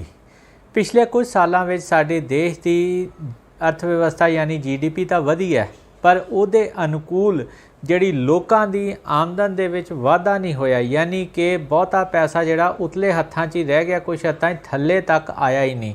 ਇਹ ਉਦਾਹਰਨ ਜਿਹੜੀ ਮਿਲਦੀ ਹੈ, ਜਦੋਂ ਹੁਣ ਪਿਛਲੇ ਸਾਲ ਦੇ ਸਾਡੀ GDP ਹੈ ਉਹ -7% ਸੀਗੀ, ਪਰ ਉੱਧਰ ਜਿਹੜੇ ਸਾਡੇ ਕੁਝ ਕਾਰਪੋਰੇਟ ਘਰਾਣਿਆਂ ਦੀ ਆਮਦਨ 30 ਤੋਂ 35% ਨਾਲ ਵਧੀ ਹੈ। ਯਾਨੀ ਕਿ ਪੈਸਾ ਤਾਂ ਆ ਰਿਹਾ ਪਰ ਉਹ ਉੱਤੇ ਹੀ ਇਕੱਠਾ ਹੋ ਰਿਹਾ, ਉਹ ਥੱਲੇ ਆਮ ਲੋਕਾਂ 'ਚ ਆ ਨਹੀਂ ਰਿਹਾ, ਜਿਹਦੇ ਕਰਕੇ ਸਾਡੀ ਹਾਊਸ ਹੋਲਡ ਇਨਕਮ ਜਿਹੜੀ ਹੈਗੀ ਹੈ ਉਹ ਦਿਨ ਬ ਦਿਨ ਘਟ ਰਹੀ हैगी है। तो इस वक्त असी हाउस होल्ड इनकम के आधार पर बंगलादेश नालों भी थले आ गए हैं, सिर्फ श्रीलंका तो नेपाल नालों उत्ते रह गए हैं। उधर जी साड़ी 2021 ਦੀ ਜਿਹੜੀ ਰਿਪੋर्ट एक 2020 ਦੀ 21 ਦੀ ਰਿਪੋर्ट आई है, ਜਿਹਦੇ ਮੁਤਾਬਕ ਜਿਹੜਾ ਲੋਕਾਂ ਦੇ ਸਿਰ ਕਰਜ਼ਾ ਹੈ ਉਹ ਵੱਧ ਕੇ GDP ਦਾ 37.1% ਹੋ ਗਿਆ, ਯਾਨੀ ਕਿ ਲੋਕਾਂ ਕੋਲੇ ਡਿਸਪੋਜ਼ੇਬਲ ਇਨਕਮ ਹੀ ਘਟ ਗਈ ਹੈ। ਦੂਜਾ ਜਿਹੜਾ ਕਾਰਨ ਹੈਗਾ ਉਹ ਹੈਗੀ ਹੈ ਬੇਰੁਜ਼ਗਾਰੀ। ਹੁਣ ਮਾਨਸਿਕ ਤਣਾਅ ਬੰਦੇ ਦਾ ਕਿੰਨਾ ਵਧੂਗਾ ਜਿਹਦੇ ਕੋਲੇ ਰੋਜ਼ਗਾਰ ਹੈ ਨਹੀਂ, ਕਿਉਂਕਿ ਰੋਜ਼ਗਾਰ ਹੈ ਨਹੀਂ ਤਾਂ ਉਹਦੇ ਕੋਲੇ ਪੈਸਾ ਹੈ ਨਹੀਂ, ਪੈਸਾ ਹੈ ਨਹੀਂ ਤੇ ਘਰ ਕਿੱਦਾਂ ਚਲਾਉਣਾ ਉਹਨੇ, ठीक है। हुण एक वो है, एक फिर आगे जिन्हां कोले रोज़गार तो हैगा पर अज तनख्वाहां उन्हां दियां 50% नाल घट गईयां। उहदे उत्ते कई ऐसे है जिन्हां कोले रोज़गार भी है, तनख्वाह भी नहीं घटी, पर फिर भी उन्हां दी खरीद शक्ति घट गई है क्योंकि महंगाई दर इस वक्त सिरे ते लग गई है। पर सरकारां नौकरी देण दी बजाए फ्री दे आटा दाल देना पसंद करदियां हैगियां, दाणे देने जिहड़े अनाज देना पसंद करदियां, फ्री दी बिजली, फ्री दी बसां सफ़र, इहो जी चीज़ां करदियां। रादर कि इहो नालों सानू नौकरी दिओ लोकां नू, वो अपने पैरां सिर खड़े हो सकन। तीजी चीज़ आ गई भ्रिष्टाचार। हुण जिउं साडा देश आज़ाद होया भ्रिष्टाचार वधदा ही तुरिया जा रहा है। नोटबंदी वेले कहा गया सीगा कि भ्रिष्टाचार ते ठल पएगी, पर जिन्हां लोकां ने उदों पैसा जिहड़ा बैंकां जमा करवाउणा पै गया उन्हां दी होर वध गई जिहड़ी हैगी है पैसे लई, ते भ्रिष्टाचारी किते वध गई। इसे करके तां जिहड़ा उदों नोटबंदी वेले करंसी सर्कुलेशन सीगी वो 18 लाख करोड़ दी सी, ते अज जिहड़ी हैगी है वध के 28 लाख करोड़ दी हो गई है। सो उधर जिहड़ी करप्शन परसैप्शन इंडैक्स ते भारत नूं 100 विचों सिर्फ 40 अंक मिले है, तो 180 देशों विचों असी 86वें स्थान ते हैगे आ। उधर ग्लोबल करप्शन बैरोमीटर एशिया के उत्ते जिहड़ा हैगा उन्होंने भारत नूं कि सब तो ज़्यादा जिहड़ा रिश्वतखोरी वाला देश दस्सिया हैगा, क्योंकि 39% लोग जिहड़े हैगे आंदे है कि उन्होंने रिश्वत दे के काम कराया। 46% लोग कहते हैं कि असी जिहड़ी हैगी आ आपदे निजी संपर्क वरत के काम कराया हैगा। हुण इहो जे हालात असी खुशी कित्थों भालदे हैगे आ, ठीक है। इस तो अगली जिहड़ी चीज़ आ गई समाजिक सहायता दी। समाजिक सहायता यानी कि जिहड़े देश उपर आउंदे हैगे खुशी के इंडेक्स से उन्हां च आपस सेंस ऑफ बिलोंगिंगनेस एक दूजे नाल नेड़ता जिहड़ी हैगी आ बहुत वधिया। इस तरह उन्हां दी सरकार नाल भी हैगी, अपने देश प्रति भी है, पर साडे मुल्क च इस दा बिल्कुल उल्टा ही है। क्योंकि देखो ये मिसाल के तौर पर ना तो कोई बंदा सरकारी संपत्ति नूं आपदी समझदा हैगा, उधर जिहड़े हैगे है सरकार भी जिहड़ियां अपने कमीशन बनाउंदी हैगी है रिपोर्टां लैण लई आम जनता के कल्याण लई, उन्हां दे उस दियां रिपोर्टां इहो जिहियां आउंदियां कि लोकां दी जिहड़ी हैगी है विश्वास ही उठ गया उन्हां दे उत्ते। इस करके सरकार ते लोकां दे विच बड़ी वड्डी बेभरोसगी हो गई है इस चीज़ नूं लैके, ठीक है। इस तो अगे जिहड़ी आउंदी हैगी है कि आबादी की उम्र, हुण इस वक्त जिहड़ी 67% साडी आबादी हैगी है वो हैगी है 15 तो 64 साल दे विच, यानी कि वो उम्र जदों लोकां नूं कमाई करन दा टाइम है ते फिर ख्वाहिशां पूरियां करन दा। पर दरअसल उन्हां कोले जिहड़ी नौकरी जां जो रोज़गार हैगे आ उहदे विचों उन्नी कमाई नहीं रहिंदी कि वो अपनी ख्वाहिशां नूं पूरे करन, जिहड़ा कि मानसिक तनाव नूं ज़्यादा वधाउंदा है, जिहदे नाल BP दी बीमारी ते होर नाल इहदे नाल जुड़ियां बीमारियां लगदियां हैगियां। उस तो अगली गल आ जाती है भुखमरी की। हुण हालांकि असी कहने तो ये है कि साडा देश के कोले अनाज सरप्लस हैगा, असी सैल्फ सफिशिएंट छड्डो असी तो एक्सपोर्ट करते हैं, पर हकीकत है UN की रिपोर्ट यूनाइटेड नेशन ने रिपोर्ट दे विच किया है कि अज भी भारत विच 19 करोड़ लोग भुखे सौंदे हैगे आ। अगला कारण है इंसाफ। इंसाफ दा लोकां ने इस वक्त उम्मीद ही छड्ड दित्ती हैगी है। वो सरकारी अदारे ते जांदे है काम कराउण लई तां कोई उन्हां दी गल नहीं सुणदा, फिर उन्हां नूं मजबूरी बस हलका इंचार्जां वल भजना पैंदा हैगा। ਕਚਹਿਰੀ ਦੇ ਵਿੱਚ ਇਨਸਾਫ ਇੰਨਾ ਮਹਿੰਗਾ ਹੋ ਗਿਆ ਕਿ ਆਮ ਬੰਦੇ ਦੀ ਪਹੁੰਚ ਤੋਂ ਹੀ ਬਾਹਰ ਹੋ ਗਿਆ। ਇਸ ਵਕਤ ਲੋਕਾਂ ਦੇ ਮਨ ਦੇ ਵਿੱਚ ਇੱਕ ਗੱਲ ਘਰ ਕਰ ਚੁੱਕੀ ਹੈ ਕਿ ਉਹਨਾਂ ਦਾ ਕੰਮ ਠੀਕ ਹੈ, ਉਹਨਾਂ ਕੋਲੇ ਸਾਰੇ ਦਸਤਾਵੇਜ਼ ਵੀ ਹੈਗੇ ਆ, ਪਰ ਬਿਨਾਂ ਰਿਸ਼ਵਤ ਦੇ ਬਿਨਾਂ ਸਿਫਾਰਿਸ਼ ਦੇ ਉਹਨਾਂ ਦਾ ਕੰਮ ਨਹੀਂ ਹੋਣਾ। ਇਹ ਇੱਕ ਬੜੀ ਵੱਡੀ ਬੇਭਰੋਸਗੀ ਇਹ ਸਰਕਾਰ ਅਤੇ ਲੋਕਾਂ ਦੇ ਵਿੱਚ ਪੈਦਾ ਹੋ ਚੁੱਕੀ ਹੈ। ਦਰਅਸਲ ਜੇ ਇਹਨੂੰ ਥੋੜ੍ਹਾ ਦੇਖੀਏ ਤਾਂ ਇਹ ਸਰਕਾਰਾਂ ਨੇ ਜਿਹੜੇ ਕੋਈ ਵੀ ਤਰਤੀਬਵਾਰ ਕਦਮ ਨਹੀਂ ਚੁੱਕੇ ਨੂੰ ਹੱਲ ਕਰਨ ਲਈ। ਜਦੋਂ ਇਲੈਕਸ਼ਨਾਂ ਆਉਂਦੀਆਂ ਉਦੋਂ ਥੋੜ੍ਹੇ ਜਿਹੇ ਕਦਮ ਚੁੱਕੇ ਜਾਂਦੇ, ਇੱਧਰ ਉੱਧਰ ਕੀਤਾ ਜਾਂਦਾ। ਜਿਵੇਂ ਪਿੱਛੇ ਪਹਿਲਾਂ GDP ਦੀਆਂ ਫਿਗਰਾਂ ਘੁਮਾਈ ਗਏ, ਫਿਰ ਜਿਹੜੇ ਰਾਹਤ ਪੈਕੇਜ ਹੈ ਉਹਦੀਆਂ ਫਿਗਰਾਂ ਘੁਮਾਉਣੀਆਂ ਸ਼ੁਰੂ ਕਰਤੀਆਂ। ਅਸਲ ਦੇ ਵਿੱਚ ਮੁੱਦਾ ਕੀ ਹੈ ਕਿ ਇਸ ਵਕਤ ਜਿਹੜੀ ਲੋਕਾਂ ਦੇ ਵਿੱਚ ਜਿਹੜੀ ਮਾਨਸਿਕ ਤਣਾਅ ਹੈਗਾ ਉਹ ਬਿਮਾਰੀ ਤੋਂ ਘੱਟ ਅਤੇ ਜਿਹੜਾ ਆਰਥਿਕਤਾ ਤੋਂ ਜ਼ਿਆਦਾ ਹੈਗਾ। ਸੋ ਅਸੀਂ ਜੋ ਮਰਜ਼ੀ ਪ੍ਰੋਪੋਗੈਂਡਾ ਕਰੀ ਜਾਈਏ, ਹਕੀਕਤ ਇਹ ਹੈਗੀ ਹੈ ਕਿ ਵਿਕਸਿਤ ਦੇਸ਼ ਤਾਂ ਛੱਡੋ, ਅਸੀਂ ਆਪਣੇ ਆਸ-ਪਾਸ ਦੇ ਮੁਲਕਾਂ ਤੋਂ ਵੀ ਪਿਛੜ ਗਏ ਹਾਂ। ਸੋ ਸਾਨੂੰ ਕਿਤੇ ਨਾ ਕਿਤੇ ਸਵੈ ਪਰਚੋਲ ਕਰਨ ਦੀ ਲੋੜ ਹੈ। ਚਾਹੇ ਕੋਈ ਛੋਟਾ ਵੱਡਾ ਅਧਿਕਾਰੀ, ਉਹਨਾਂ ਦੇ ਸਲਾਹਕਾਰ ਸਾਰੇ ਇਹ ਆਪਣਾ ਸੋਚਣ ਕਿ ਕੀ ਉਹਨਾਂ ਦੇ ਕਾਰਨ ਤਾਂ ਨਹੀਂ ਲੋਕ ਗਰੀਬੀ ਵਿੱਚ ਧੱਕੇ ਜਾ ਰਹੇ, ਕਿਉਂਕਿ ਗਰੀਬੀ ਇਨਸਾਨੀਅਤ ਲਈ ਇੱਕ ਬੜਾ ਵੱਡਾ ਸ਼ਰਾਪ ਹੈ। ਤੇ ਜਿਹੜੇ ਲੋਕ ਗਰੀਬੀ ਹੰਢਾ ਰਹੇ ਹਨ, ਜਰਾ ਸੋਚ ਕੇ ਦੇਖੋ ਕਿ ਉਹਨਾਂ ਦੇ ਮੁਖ ਤੋਂ ਕਿਹੋ ਜਿਹੀਆਂ ਅਸੀਸਾਂ ਨਿਕਲਦੀਆਂ ਹੋਣਗੀਆਂ। ਸੋ ਸਾਨੂੰ ਕਿਤੇ ਨਾ ਕਿਤੇ ਇਹਦੇ 'ਤੇ ਵਿਚਾਰ ਕਰਨ ਦੀ ਲੋੜ ਹੈਗੀ ਹੈ।